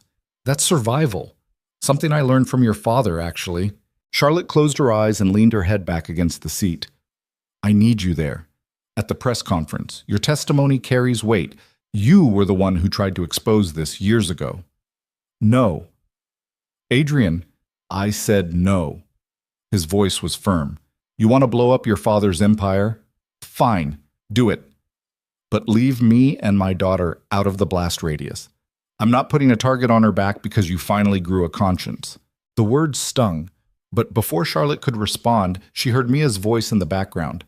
Daddy, is that Ms. Hayes? Can I talk to her? Not right now, baby girl. But I made her a picture. There was muffled conversation. Then Mia's voice came through the phone, bright and excited. Ms. Hayes, I drew you a building. It's really tall and has your name on it, and it doesn't fall down even in earthquakes. Charlotte felt something crack in her chest. That sounds amazing, Mia. Do you want to come see it? Daddy made too much spaghetti again, so we have extra. Mia, give me the phone, Adrian said in the background. But there's extra. More rustling. Then Adrian's voice came back. Sorry, she gets excited. It's okay. Charlotte surprised herself by meaning it. Actually, I would like to come see the picture and the spaghetti, if that's okay. She could hear Adrian's hesitation, could practically feel him weighing whether letting her into his apartment again was a good idea. Fine, he said finally. But we're not talking about press conferences or your father or any of this in front of Mia. Understood? Understood. Charlotte grabbed one of the evidence boxes from her trunk and headed inside to change out of her work clothes. 20 minutes later, she was back on the subway heading to the Bronx, wearing jeans and a sweater that probably cost more than Adrian's monthly rent, but at least wasn't a power suit. The broken elevator still hadn't been fixed. She climbed the 4 flights of stairs and knocked on apartment 4C. Mia answered the door, beaming. You came! I did. Charlotte held out the box. I brought something. Evidence files. Your dad might want to look at them later. Adrian appeared behind Mia, wearing an apron that said Kiss the Cook and had sauce stains on it. You brought work to dinner? I brought documentation that proves you were right about everything 8 years ago. His expression shifted into something complicated. Come in. The apartment smelled like garlic and tomatoes. Mia immediately dragged Charlotte over to the wall where a new drawing had been added, a tall building with Charlotte's Tower written across the top in uneven letters. See, it has special foundation reinforcement. Mia pointed to the bottom of the drawing where she'd added extra lines. So it stays strong. It's perfect, Charlotte said, meaning it. They ate spaghetti at the small kitchen table, Mia between them, talking non-stop about her day. Her teacher had let her feed the class fish. Marcus had stolen her crayons again, but given them back when she explained that sharing meant asking first. She'd learned a new word, photosynthesis, and wanted to tell everyone about it. Adrian listened with the kind of attention that suggested this was his favorite part of every day. Not the work, not the struggle. Just this, his daughter talking about fish and crayons and plants making food from sunlight. Charlotte watched them and felt something she couldn't quite name. Not jealousy exactly. More like grief for something she'd never had. Her own father had rarely eaten dinner with her, had been too busy building his empire to ask about her day or listen to her talk about things that didn't matter. Ms. Hayes? Mia was looking at her expectantly. Sorry, what? I asked if you have plants in your tall building. I have a few in my office. Do they do photosynthesis? Probably. I don't pay much attention to them, honestly. Mia looked scandalized. But they're alive. You have to pay attention to things that are alive. Adrian hid a smile behind his water glass. After dinner, Mia insisted on showing Charlotte her entire book collection, which was impressive for a first grader. They sat on the floor while Mia read aloud from a chapter book about a girl who built a robot. That's what I want to do when I grow up, Mia announced. Build robots, or buildings, or maybe robot buildings. Those are good goals, Charlotte said. What did you want to be when you were little? Charlotte tried to remember. I don't think I had a choice. My father always told me I'd run the company someday, so that's what I prepared for. That's sad, Mia said with brutal honesty. Everybody should get to choose. Mia, Adrian warned from the kitchen where he was doing dishes. Not everyone's life works that way. Well, it should. Mia turned back to her book with the absolute certainty of a 6-year-old who believed the world could be fair if people just tried harder.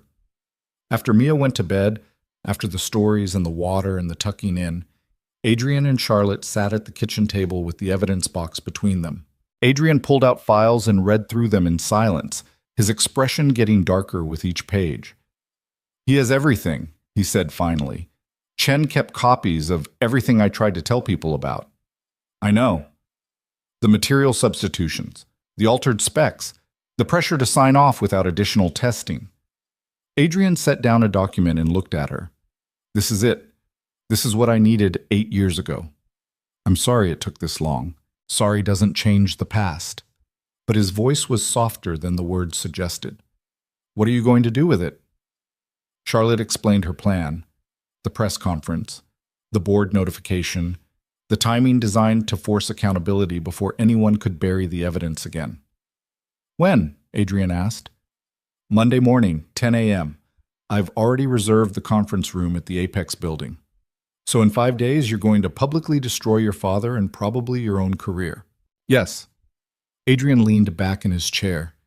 You're really doing this. I told you I was.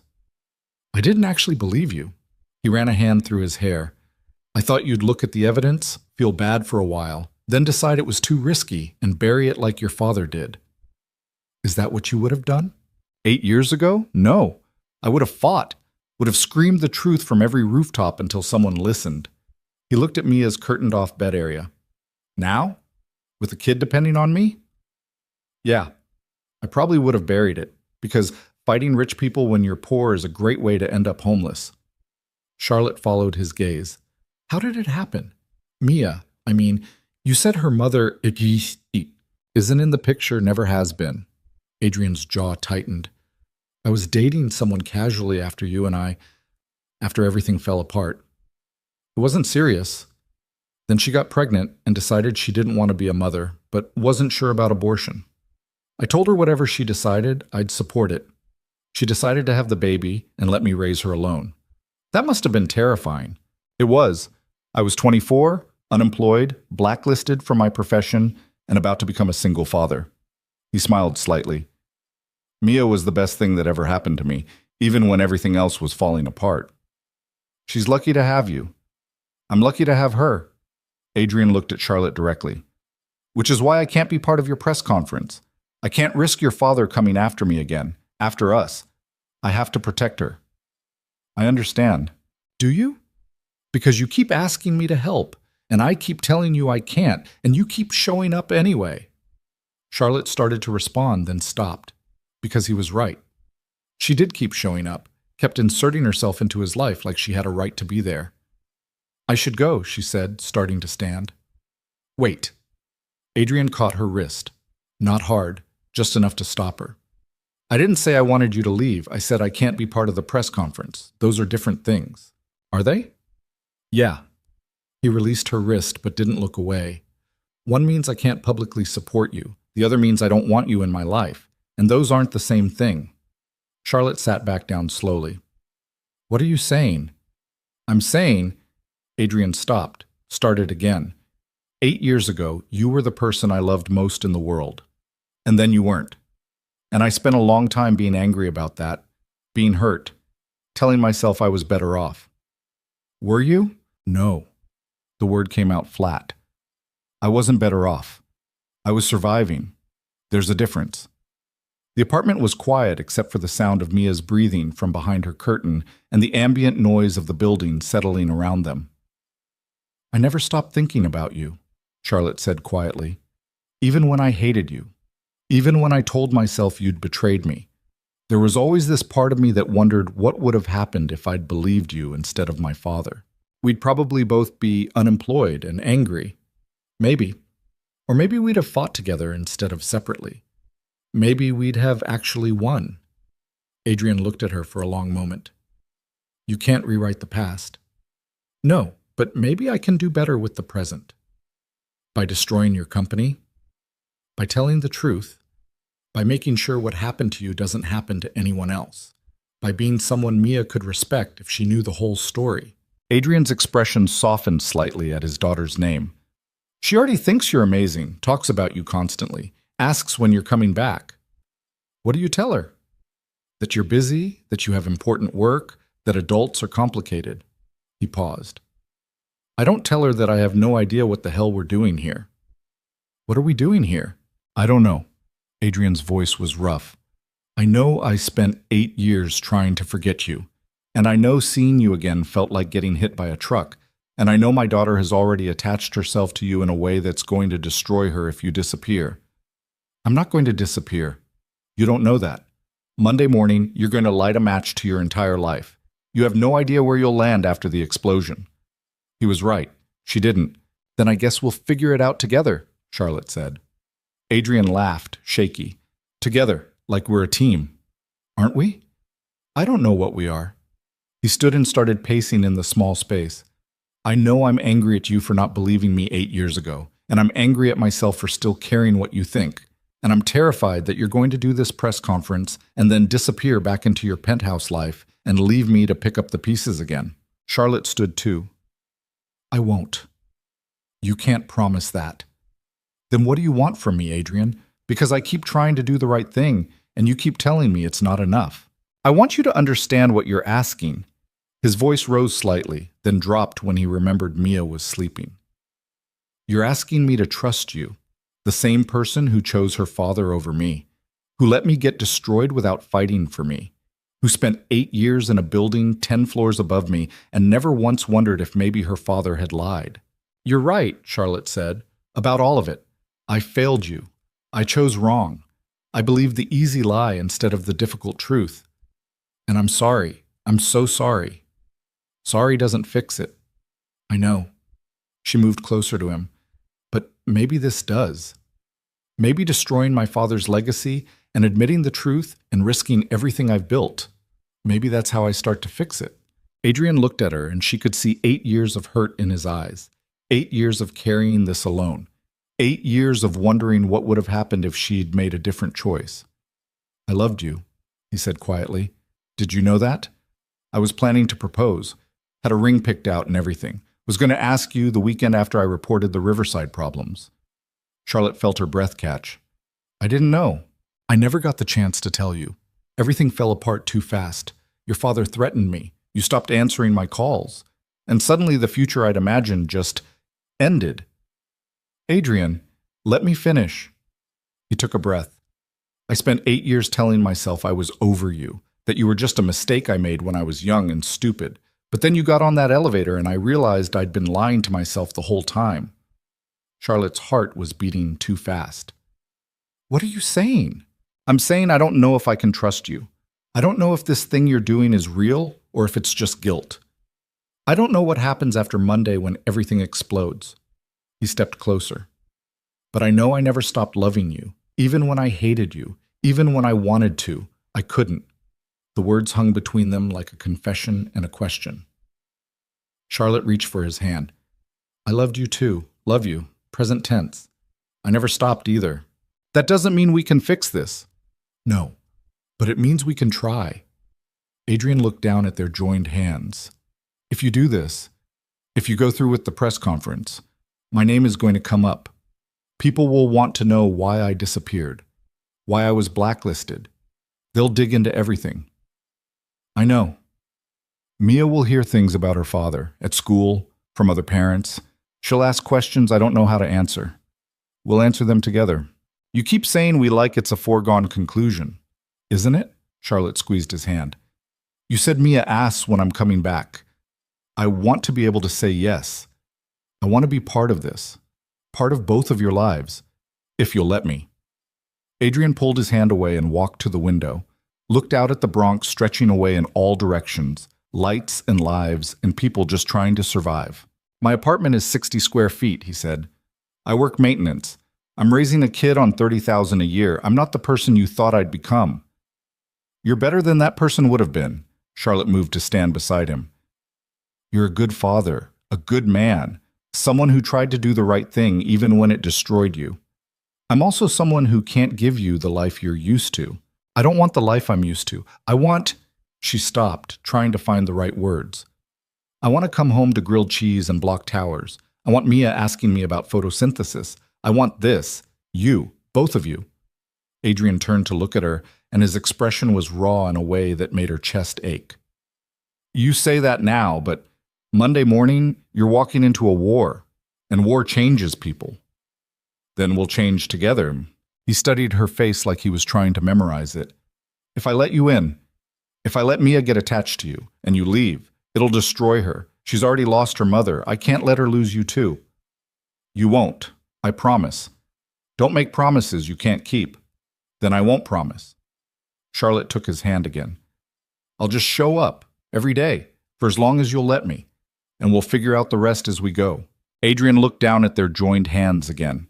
She could see him wavering, caught between self-preservation and hope. "Okay," he said finally, "but we do this slow. We don't tell Mia anything until we're sure. And if you wake up one day and realize you made a mistake, I won't. If you do," he continued firmly, "you tell me. You don't just disappear. You don't leave her wondering what she did wrong. You're honest." "I will be. I promise. And you have to understand, Mia comes first, always. If at any point I think this is going to hurt her, we stop." "Agreed." He looked at her for a long moment, then pulled her into a hug. It was sudden and almost desperate, like he'd been holding back for weeks and finally couldn't anymore. Charlotte wrapped her arms around him and felt 8 years of distance collapse into nothing. He smelled like garlic and dish soap, and something underneath that was purely him. She'd forgotten how perfectly they fit together, how his chin rested on top of her head, how his arms made her feel safe in a way nothing else ever had. "I missed you," she whispered into his shirt. "Yeah," he said roughly. "I missed you too." They stood there in the middle of his tiny apartment while Mia slept and the city hummed around them and Monday morning loomed like a storm on the horizon. "Whatever happens after the press conference," Charlotte said, "we face it together, okay?" "Okay." Adrian pulled back enough to look at her. "But you should know, if your father comes after us, I'm not going to just roll over this time. I have Mia to protect. I'll fight back." "Good, because I'm going to need someone who knows how to fight." He almost smiled. "You're going into this completely unprepared, you know that?" "I have evidence. I have Chen's testimony. I have the truth." "You have a target on your back and no idea how ruthless your father can be." "Then teach me." Charlotte stepped back but kept hold of his hands. "You survived him once. Help me survive him now." Adrian looked at her, really looked at her, and she could see the moment he made his decision. "All right," he said, "but we start now. You need to anticipate every attack he's going to make, every angle he'll use to discredit you, every way he'll try to make this about you instead of about the fraud." They spent the next 2 hours at the kitchen table, Adrian walking her through every tactic Richard Hayes had used against him 8 years ago, every threat, every manipulation, every way he'd twisted the truth to make Adrian look like the villain. "He'll say you're unstable," Adrian explained, "that you're making wild accusations because of stress. He'll point to the fact that you're targeting your own father as evidence of mental breakdown. I can handle that." "Can you?" "Because when he said it about me, the board believed him. The press believed him. Even people who'd known me for years started questioning whether I was having some kind of breakdown." Charlotte took notes, her hand cramping. "What else?" "He'll attack your competence. Say you never understood the technical aspects of construction. That you're in over your head and making accusations based on documents you don't actually understand. I have Chen. He can verify the technical aspects. And your father will attack Chen's credibility. Say he's senile, bitter about being forced into retirement, making false claims for attention. Then I'll find other witnesses, other people who saw the fraud." "Good. You'll need multiple sources. Independent verification, documents that can't be explained away." Adrian paused. "And you'll need to protect yourself legally, have a lawyer present at the press conference. Make sure everything you say is defensible." They worked through scenarios until almost midnight. By the time Charlotte finally stood to leave, her head was spinning with strategies and counterattacks and contingency plans. "Thank you," she said at the door, "for helping. Even though you think I'm walking into a disaster." "I know you're walking into a disaster." Adrian leaned against the doorframe. "But maybe this time you won't have to walk through it alone." Charlotte kissed him before she could overthink it. Just a quick press of lips that tasted like hope and terror and something that felt dangerously close to falling in love all over again. Adrian kissed her back, his hand coming up to cup her face. When they pulled apart, they were both breathing hard. "That was," Charlotte started. "A bad idea," Adrian finished. "We're in the middle of a crisis. We have no idea what's going to happen Monday. We shouldn't complicate this." "Right. Definitely not. We should wait. Be smart about this." "Absolutely." They looked at each other for a beat, then Adrian pulled her back in and kissed her properly. The kind of kiss that made 8 years disappear. The kind that reminded Charlotte why she'd imagined forever with this man. When they finally broke apart, both of them were smiling. "Okay," Adrian said. So we're not being smart about this. Apparently not. We're going to regret this. Probably. And we're still keeping it from Mia until we're sure. Agreed. Charlotte stepped back before she could forget all the very good reasons they'd just listed for not doing exactly this. I should go. It's late. Text me when you get home? I will. She made it halfway down the stairs before she realized she was grinning like an idiot. Made it to the subway still feeling the ghost of his kiss. Made it all the way back to her penthouse apartment before reality crashed back in. Monday morning, 4 days away. She was about to destroy everything she'd built and probably take Adrian down with her. But for the first time in 8 years, she wasn't facing it alone. Charlotte pulled out her phone and texted, "Made it home. Thank you for tonight. For everything." His response came a minute later. "Thank you for showing up, even when I didn't make it easy." Then, "Mia wants you to come to her school performance Friday. Some kind of harvest festival thing. Fair warning, it will be chaotic and the singing will be terrible." Charlotte smiled at her phone. "I'll be there." "Okay. But don't say I didn't warn you about the singing." She sat in her pristine apartment with its designer furniture and its view of Central Park and realized it felt emptier than Adrian's 60-square-foot studio. Because his place had drawings on the walls and laughter in the corners and a little girl who believed photosynthesis was the most exciting thing in the world.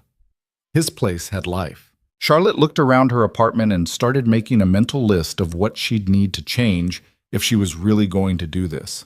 If she was really going to blow up her life on Monday and try to build something new from the ashes. First item on the list, survive the press conference.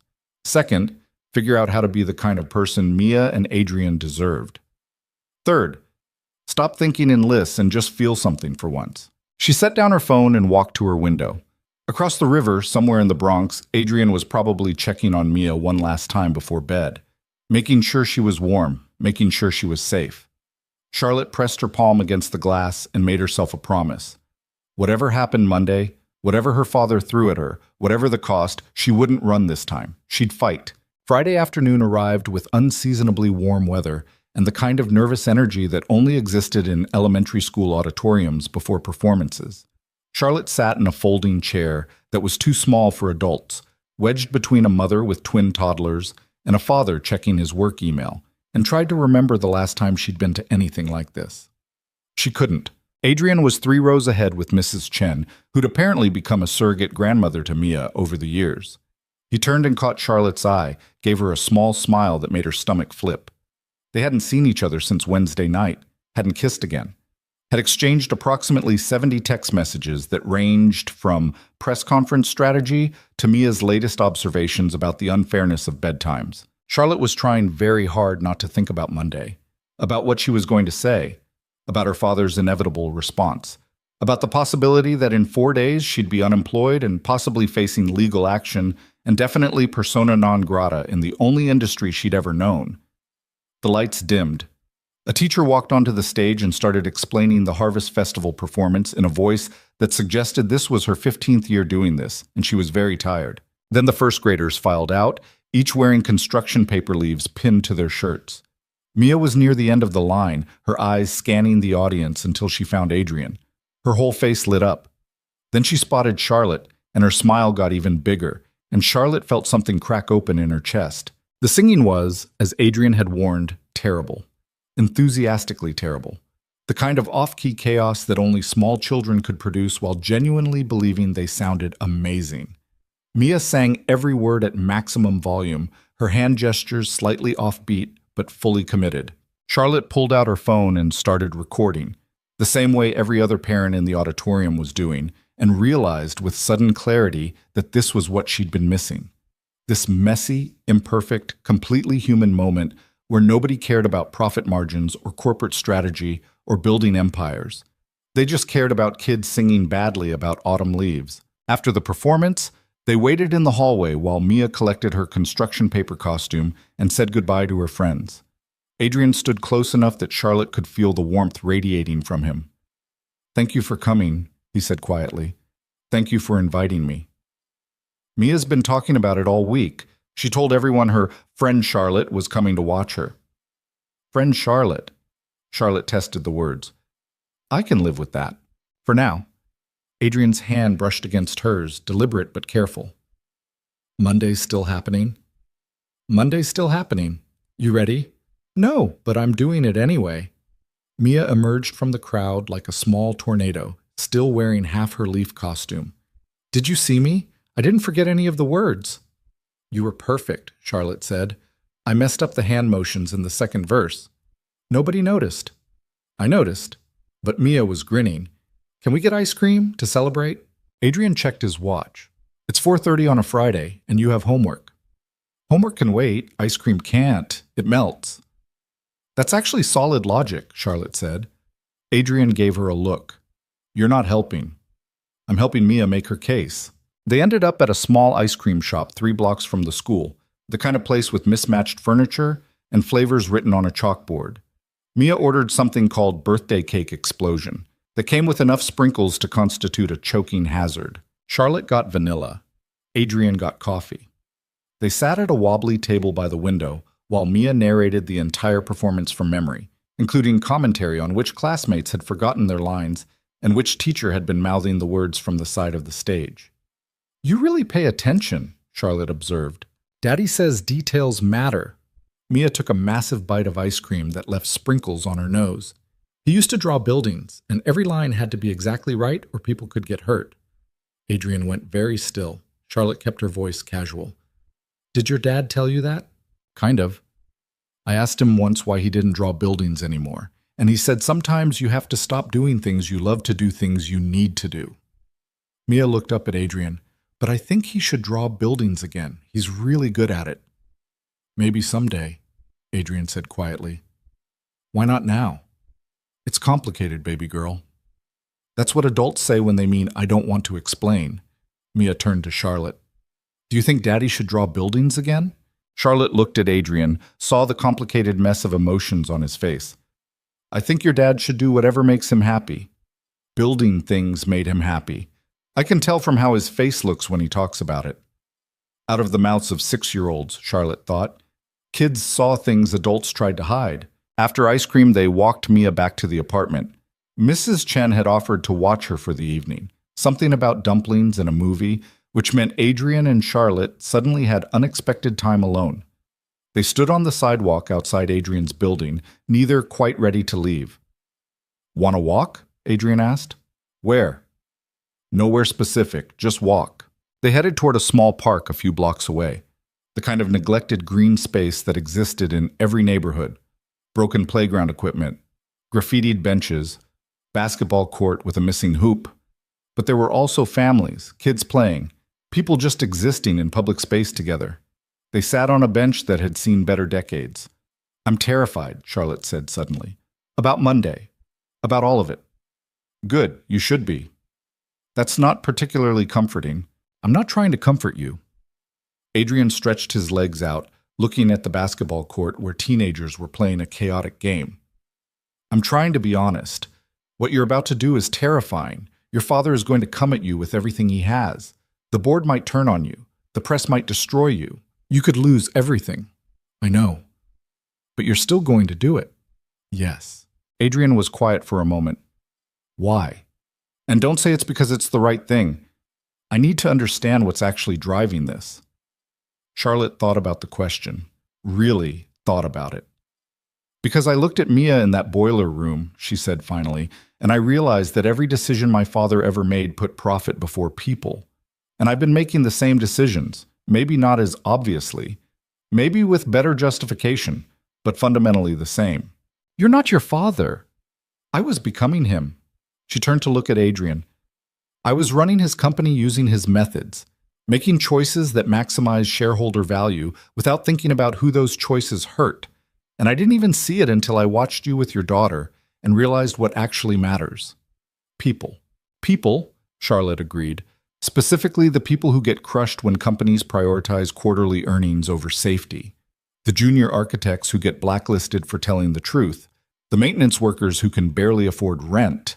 The kids sitting in schools with faulty heating systems. Adrian took her hand.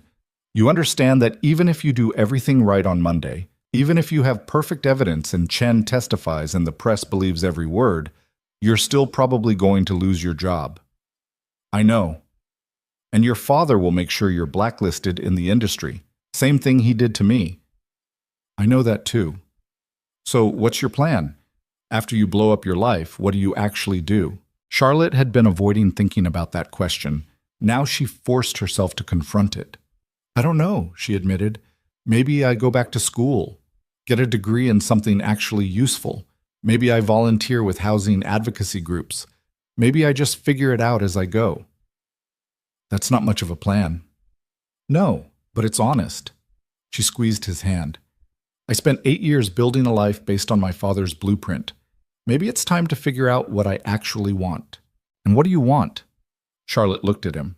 At the man she'd loved and lost and somehow found again through an elevator she wasn't supposed to use. At the life he'd built from nothing after her father destroyed his career. At the daughter he was raising with dedication and love despite having every reason to be bitter. I want this, she said. You, Mia. A life that isn't measured in profit margins and corporate victories. A life that actually means something. That's going to be harder than it sounds. Most worthwhile things are. Adrian pulled her closer, his arm around her shoulders. They sat like that while the sun dropped lower and the park slowly emptied of families heading home for dinner. I talked to Chen again, Charlotte said after a while. He found 2 more engineers who worked on Riverside, both willing to testify. Both kept documentation. That's good. Multiple sources makes your case stronger. I also contacted the construction foreman, Rodriguez. Took 3 days to track him down. He's scared, but he's willing to talk. Did you offer protection? Legal representation. Financial support if there's retaliation. It's the best I can do. Adrian nodded slowly. You've built a real case, not just accusations. Actual evidence with credible witnesses. Will it be enough? Against your father? I don't know, but it's more than anyone else has ever assembled against him. Charlotte's phone buzzed. She pulled it out and felt her stomach drop. Her father's name on the screen. She declined the call. It rang again immediately. He knows, Adrian said quietly. How could he know? Because he's Richard Hayes. He has people watching you, monitoring your communications. He probably knew you pulled the Riverside files before you even left the office that day. The phone stopped ringing. A voicemail notification popped up. Charlotte put the phone on speaker. Her father's voice came through, cold and controlled. Charlotte, we need to discuss your upcoming Monday morning plans. I'd prefer to do this privately, but if you insist on making a spectacle, I'll be forced to respond accordingly. Call me back. Tonight. The message ended. Adrian and Charlotte looked at each other. He's going to try to stop you, Adrian said. He can try. He's going to threaten you, offer you deals, maybe even apologize and promise to make things right if you just stay quiet. I'm not staying quiet. Good. Adrian stood and pulled her up with him. Then let's go prepare. Because if your father knows about Monday, he's already building his counterattack. They went back to Adrian's apartment. Mrs. Chen had Mia for another 2 hours, which gave them time to strategize. Adrian pulled out a notebook and started mapping out potential attacks. He'll go after your credibility first, Adrian said, writing quickly. Claim you're having a breakdown. Point to the stress of running the company. Maybe even suggest you need psychiatric evaluation. That's insane. That's exactly what he did to me, and it worked. Charlotte felt cold. What do I do about it? Have your lawyer present documentation of your mental health, recent evaluations, letters from colleagues attesting to your competence. Make it impossible for him to paint you as unstable without looking like he's attacking his own daughter. They worked through scenarios for an hour. What to say if the board demanded her resignation? How to respond if her father produced altered documents? What to do if he brought up her involvement in past projects? He's going to try to implicate you, Adrian said. Make it seem like you were part of the decision-making on Riverside, that you're trying to shift blame onto him to save yourself. I wasn't part of it. I was still in college when Riverside was developed. Facts won't matter if he's convincing enough. Charlotte's phone rang again. Her father, persistent. This time she answered. Hello, Richard. Don't call me Richard. I'm your father. My father wouldn't have threatened an innocent man to cover up fraud. Silence on the other end. Then a laugh, harsh and bitter. So that's what this is about. Adrian Brooks fed you some sob story and you believed him. I verified everything. I have the evidence. You have documents you don't understand and testimony from people who are lying for attention. I have proof you falsified safety records, that you used substandard materials, that you threatened anyone who tried to expose the truth. What I did was protect this company and your future." Her father's voice was hard now. "Everything I've ever done has been to build something you could inherit, to give you opportunities I never had. And this is how you repay me? By telling the truth? By destroying everything I built over a man who means nothing." Charlotte felt Adrian go rigid beside her. She put a hand on his arm. "This isn't about Adrian," she said carefully. "This is about holding Hayes Properties accountable for dangerous practices. Hayes Properties is you, Charlotte. You're the CEO. You think exposing past projects won't touch you? You'll go down with me. Then I go down." Another pause. When her father spoke again, his tone had shifted into something almost gentle. "Charlotte, sweetheart, you're not thinking clearly. I understand you have feelings for Brooks. I understand you feel guilty about what happened 8 years ago, but throwing away your career won't change the past. I'm not trying to change the past. I'm trying to do better in the present. By committing professional suicide? By being someone I can respect when I look in the mirror." That's naive idealism. That's not how the real world works. Charlotte looked at Adrian, who was listening to every word. Thought about Mia asking why her father didn't draw buildings anymore. Thought about 8 years of living with a lie. "Maybe the real world should work differently," she said quietly. Her father's voice went ice cold. "If you do this, if you go through with this press conference, I will make sure you never work in this industry again. I will tie you up in lawsuits for years. I will make certain everyone knows you betrayed your own father for a man who abandoned you." "Adrian didn't abandon me. You forced him out. And I'll force you out too if you don't stop this nonsense. Call off the press conference, fire Brooks, come back to the company, and we'll pretend this never happened." "No." "Charlotte, I said no." Her voice was steady now. "Monday morning at 10 a.m., I'm holding a press conference. I'm going to present evidence of fraud in the Riverside project and possibly other Hayes Properties developments. I'm going to let the investigators and the courts decide what happens next. And if that means I lose everything, then I lose everything.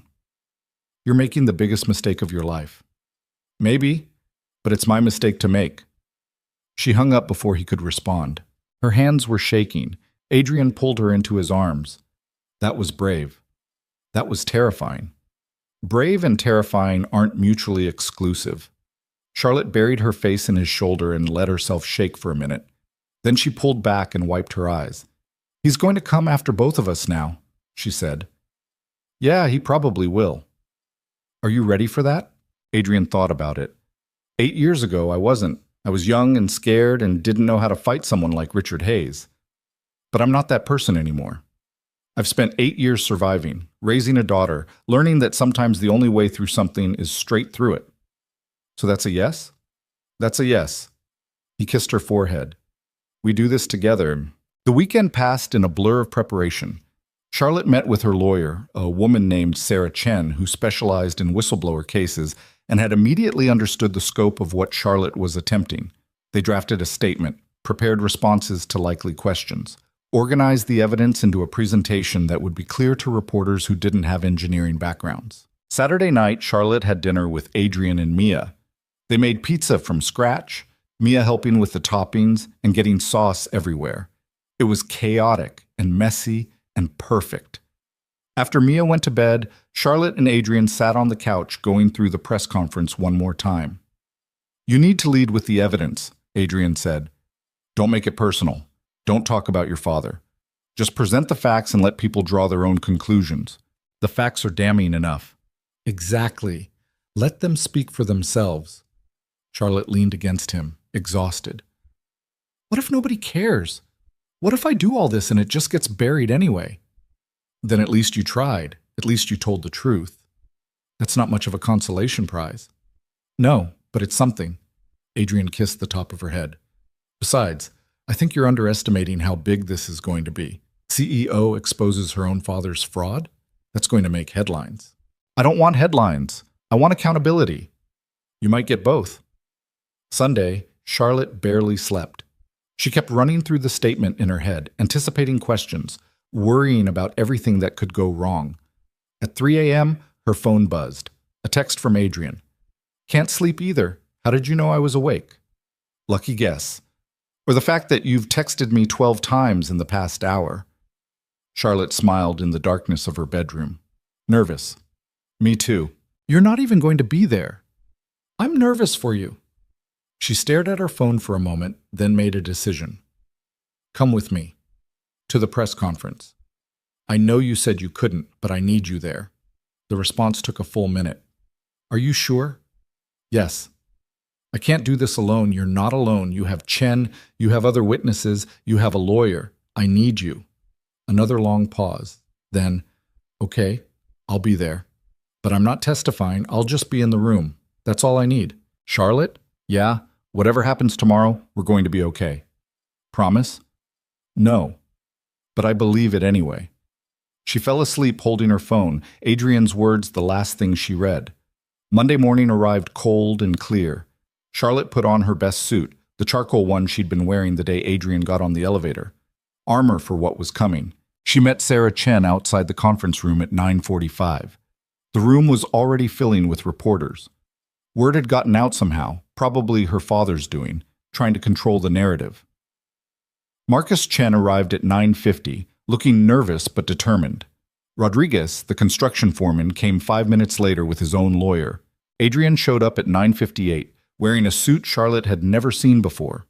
He looked good, professional, like the architect he used to be instead of the maintenance worker he'd become. You came, she said. I said I would. He squeezed her hand. You ready? No, but let's do this anyway. They entered the conference room together. The press conference was brutal.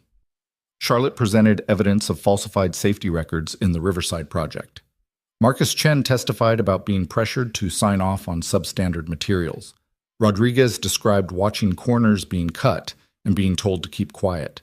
Reporters asked hard questions, asked if Charlotte had been involved in the decisions, asked why she was coming forward now, asked if this was motivated by a personal vendetta.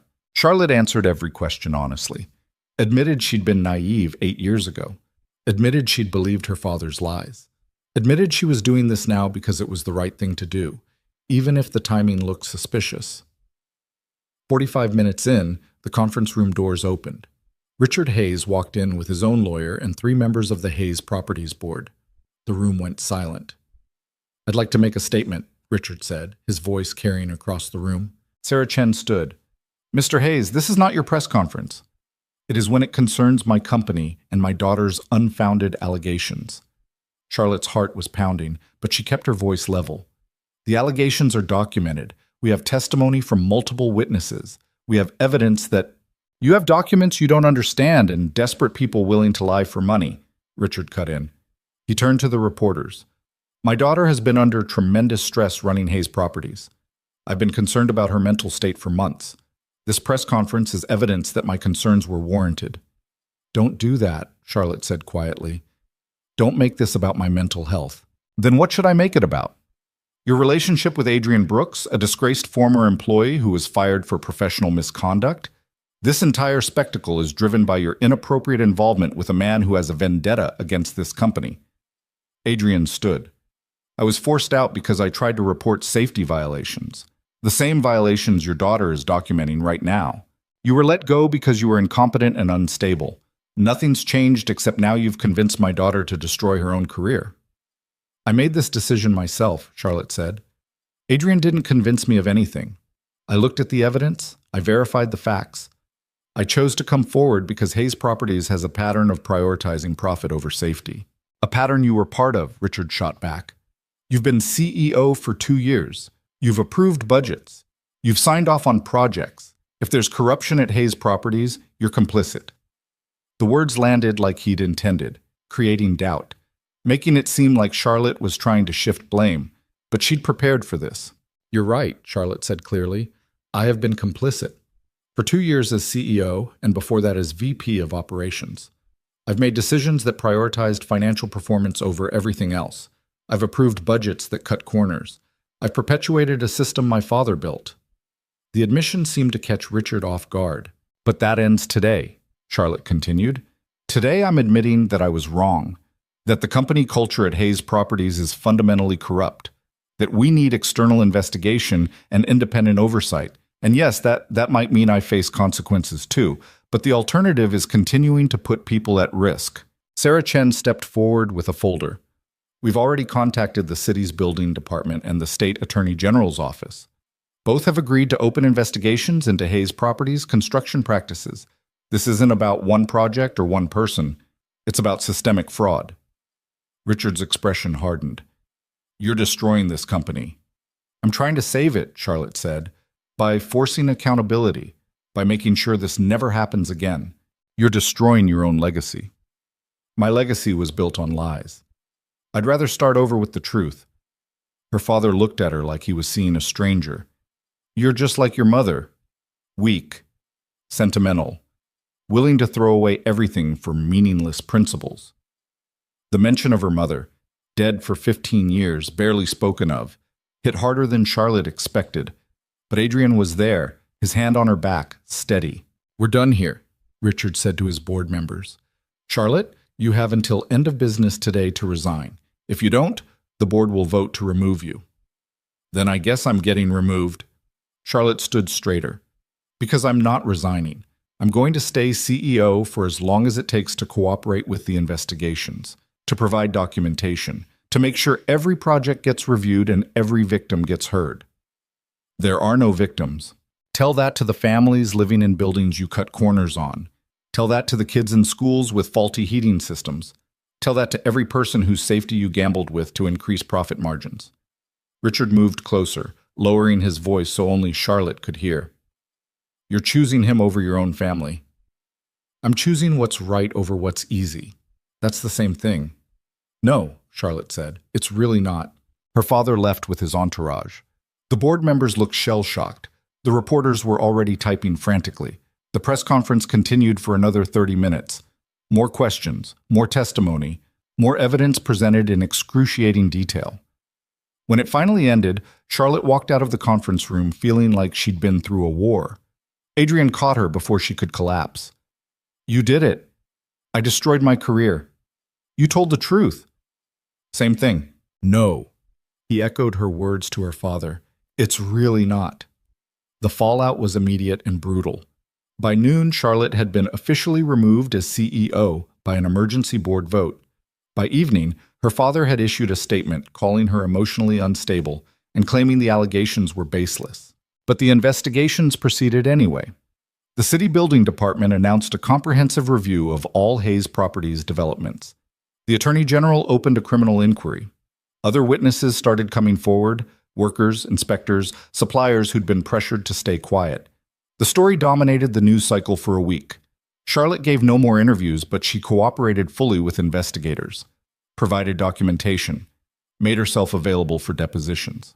She also cleaned out her office on Tuesday morning, 24 hours after the press conference. Sarah Chen was there to make sure building security didn't harass her. Morrison showed up while Charlotte was packing. I heard what happened, he said awkwardly. I wanted to say, what you did took guts. Charlotte looked at him. You're not going to call me crazy like my father did? No, I've been working in this building for 15 years. I've seen the shortcuts, the pressure to cut costs. I never said anything because I needed my job. He paused. But I should have. So thank you for being braver than I was. After he left, Charlotte sat in her empty office and let herself feel it. The loss, the fear, the uncertainty of what came next. Her phone rang. Adrian. How are you holding up? I'm unemployed and possibly facing legal action, and my father isn't speaking to me. So about the same as yesterday. Charlotte laughed despite everything. Yeah, about the same. Mia wants to know if you're coming over for dinner. She's making, and I quote, the best mac and cheese in the universe. Box mac and cheese? Is there any other kind? I'll be there in an hour. She left Apex Tower for the last time as an employee, rode the executive elevator down one final time, walked through the lobby where she'd seen Adrian that first day, both of them shocked and angry and not ready for everything that would follow. The whole trajectory of her life had changed because of one wrong elevator. The investigations took 3 months. In that time, Charlotte found a tiny apartment in Queens, all she could afford without a job. She started volunteering with a housing advocacy group, began learning about tenant rights and affordable housing policy, and all the ways corporate real estate development crushed the people it claimed to serve. She saw Adrian and Mia almost every day, sometimes at their apartment, sometimes at her new place, which Mia had immediately declared cozy in the way that meant very small, but I'm being polite. They didn't rush anything, took it slow, figured out what they were together after 8 years apart.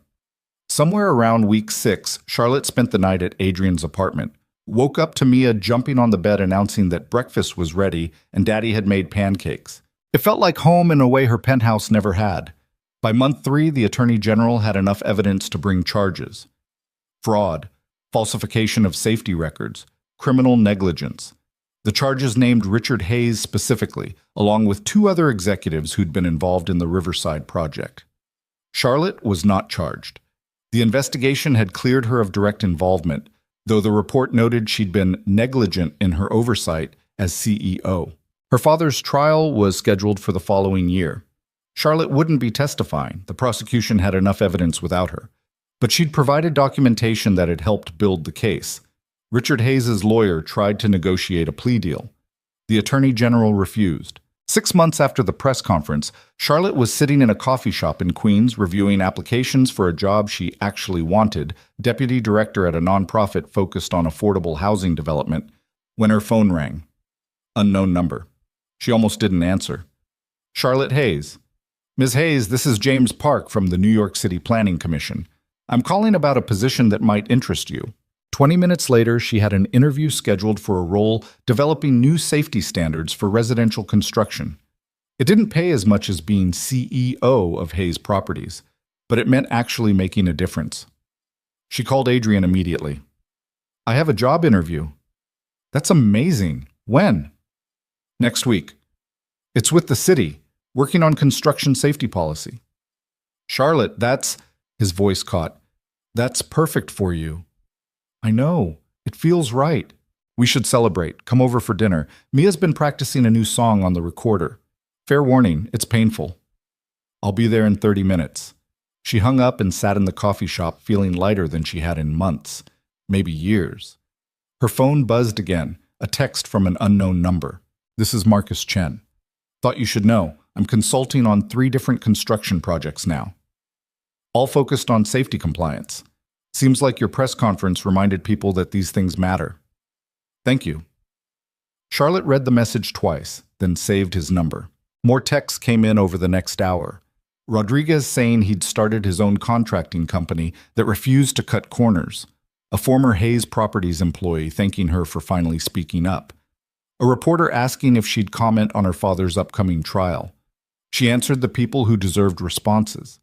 Ignored the rest. That evening, she sat on Adrian's couch with Mia between them, listening to a recorder rendition of Twinkle, Twinkle, Little Star that was only occasionally in the right key. That was beautiful, baby girl, Adrian said when Mia finished. It was not beautiful. It was okay. Mia set down her recorder. Miss Peterson says I need to practice more. Miss Peterson is right. Can Charlotte help me practice? Charlotte looked at Adrian, who nodded. Sure, Charlotte said. But I should warn you, I have no musical ability whatsoever. That's okay. You're good at other things. Mia handed her the recorder. Like telling the truth even when it's hard. Charlotte froze. What? Daddy told me what you did. How you told everyone about the buildings being unsafe even though it meant you'd get in trouble. He said that was very brave. Charlotte glanced at Adrian, who looked slightly embarrassed. She asked questions, he said quietly. About why you weren't working at the tall building anymore. About why she saw you on the news. I didn't tell her everything, but I told her enough. And I think you're a hero, Mia announced, like the people in my books who do the right thing even when it's scary. Charlotte felt her throat tighten. I'm not a hero. I just did what I should have done a long time ago. That's what heroes do. Mia picked up her recorder again. They do the right thing, even if it's late. After Mia went to bed, Charlotte and Adrian sat on the couch in comfortable silence. She really thinks I'm a hero, Charlotte said. She's not wrong. I cost us both almost everything. You gave us both something better. Adrian pulled her closer.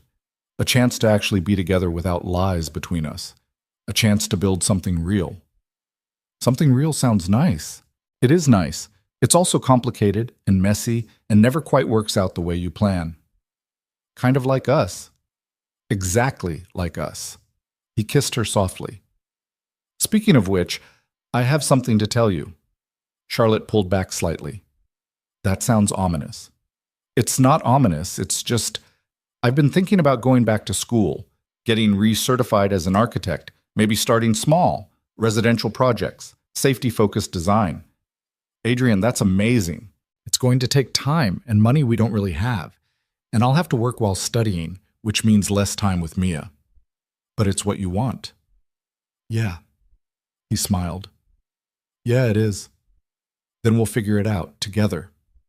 Together, he repeated. I like the sound of that. They sat together while the city hummed outside and Mia slept peacefully behind her curtain, and the future stretched out uncertain, but somehow hopeful. A year later, Charlotte stood in front of a building she'd helped design new safety protocols for. It was the affordable housing development in Brooklyn, the kind of project Hayes Properties would never have touched, because the profit margins were too small. But it was safe. Every single specification met or exceeded code. Every material had been tested. Every corner that could have been cut hadn't been. Adrian stood next to her, holding Mia's hand.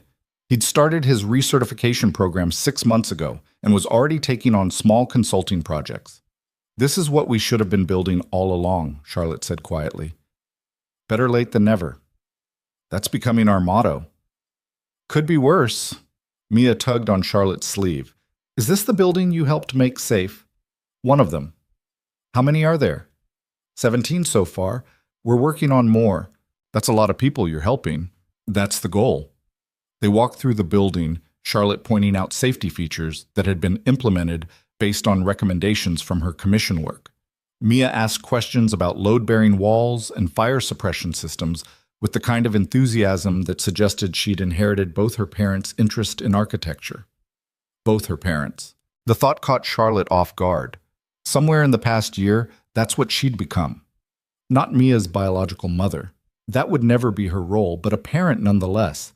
Someone who showed up, who helped with homework and attended school performances and had opinions about bedtimes. Someone who loved this kid as fiercely as Adrian did. Charlotte? Mia was looking up at her. Are you okay? Yeah, baby girl, I'm perfect. You look like you're going to cry. Happy tears. Those are the best kind. Mia went back to examining the building's entrance. Can we get pizza for dinner? We had pizza 3 days ago. That was 3 whole days ago. Pizza has a very short statute of limitations. Adrian laughed. Statute of limitations? I learned it from one of Charlotte's law books. It means time runs out on things. That's actually correct usage, Charlotte said, impressed. I told you I'm gifted. They got pizza. Ate it at Charlotte's apartment, which had slowly accumulated furniture and artwork and signs of actually being lived in. Mia's drawings covered one wall. Adrian's architecture books were mixed in with Charlotte's policy manuals. The space was small, but it was theirs. After dinner, while Mia was occupied with building an elaborate block tower, Adrian pulled Charlotte into the kitchen. I have something for you, he said quietly. He pulled a small box from his pocket. Charlotte's heart stopped. Adrian, before you panic, it's not what you think. Or maybe it is. I don't know. He opened the box. Inside was a ring, simple silver band with a small stone that caught the light. 8 years ago, I bought a ring to propose to you, Adrian said. Then everything fell apart, and I sold it because I needed money for diapers. This is a different ring, but the question's the same. Are you... I'm asking if you want to build a life together. Officially. Not just dating or figuring things out, but actually committed. Marriage, partnership, all of it. Charlotte looked at the ring. At Adrian. At Mia in the next room, building towers that she'd knock down and rebuild, learning through trial and error that destruction wasn't failure. It was just part of the process. Yes, she said. Yes. Yes. She kissed him. Absolutely yes. Adrian slipped the ring onto her finger. It fit perfectly. Daddy? Mia called from the living room. Are you guys being mushy? Very mushy, Adrian called back. Can I see? They went into the living room, showed Mia the ring. Does this mean Charlotte's going to live with us forever? Mia asked. If that's okay with you, Charlotte said. Mia threw her arms around both of them. That's definitely okay with me. They stood there in Charlotte's small apartment, soon to be their apartment, and let themselves feel it. The improbable path that had led here. The elevator that had brought them back together. The choice to tell the truth even when it cost everything. 6 months later, they got married in a courthouse with Mrs. Chen and Marcus Chen as witnesses.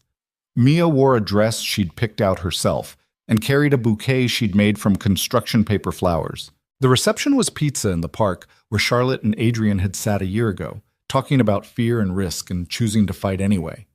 Richard Hayes didn't attend. He was 3 months into his trial, facing 15 years in prison if convicted.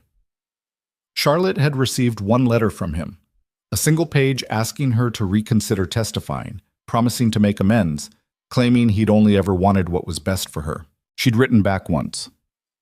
You wanted what was best for your empire. I want what's best for people. We were never going to agree on which mattered more. He hadn't responded. 2 years after the press conference, Charlotte was promoted to director of her department. Adrian got his architecture license reinstated and started his own firm specializing in affordable housing design. Mia was thriving in 3rd grade and had announced she wanted to be an architect who makes buildings for people who don't have enough money for regular buildings.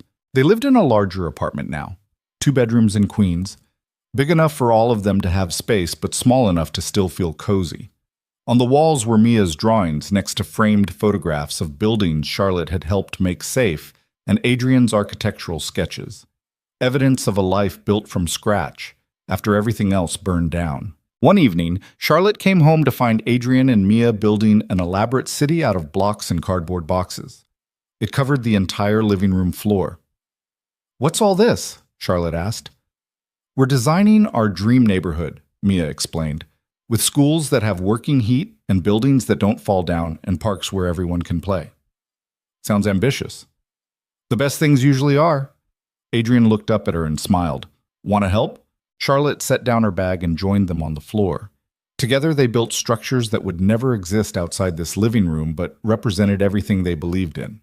Safety, accessibility, beauty, homes that were actually affordable, spaces designed for people instead of profit. This piece goes here, Mia said, handing Charlotte a block. For the foundation. Daddy says foundations are the most important part. Your daddy's right. They worked until bedtime, building and rebuilding, making corrections, learning from mistakes. When Mia finally went to bed, Charlotte and Adrian stayed on the floor, surrounded by their cardboard city. Do you ever miss it? Adrian asked. The penthouse, the corner office, running an empire? Charlotte thought about it honestly. Sometimes I miss the simplicity of it, everything measured in numbers, clear metrics for success. But I don't miss who I was becoming. I don't miss making decisions that hurt people I never had to look in the eye. She picked up one of Mia's drawings, a building with a sign that said, "Everyone welcome." This is better, smaller impact maybe, but real impact. Real impact, Adrian repeated. I like that. They sat in their living room, surrounded by evidence of the life they'd built together, and Charlotte thought about the elevator ride that had changed everything. How one desperate decision to use the wrong elevator had led her here. To a man she'd loved and loved again. To a daughter who wasn't biologically hers but felt like hers anyway. To work that mattered more than profit margins. To a life that was smaller in scope but infinitely larger in meaning. Hey, Adrian said softly. Where'd you go? Just thinking about wrong elevators. What about them? Charlotte smiled.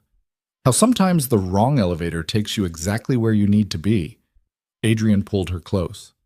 That's pretty profound for a Tuesday night. I have my moments. Yes, you do.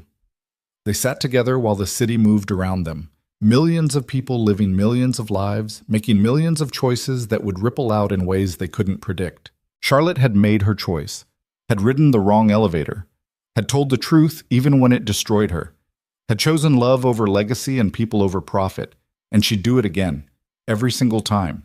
Because some mistakes weren't mistakes at all. They were just different paths to the same destination. Home.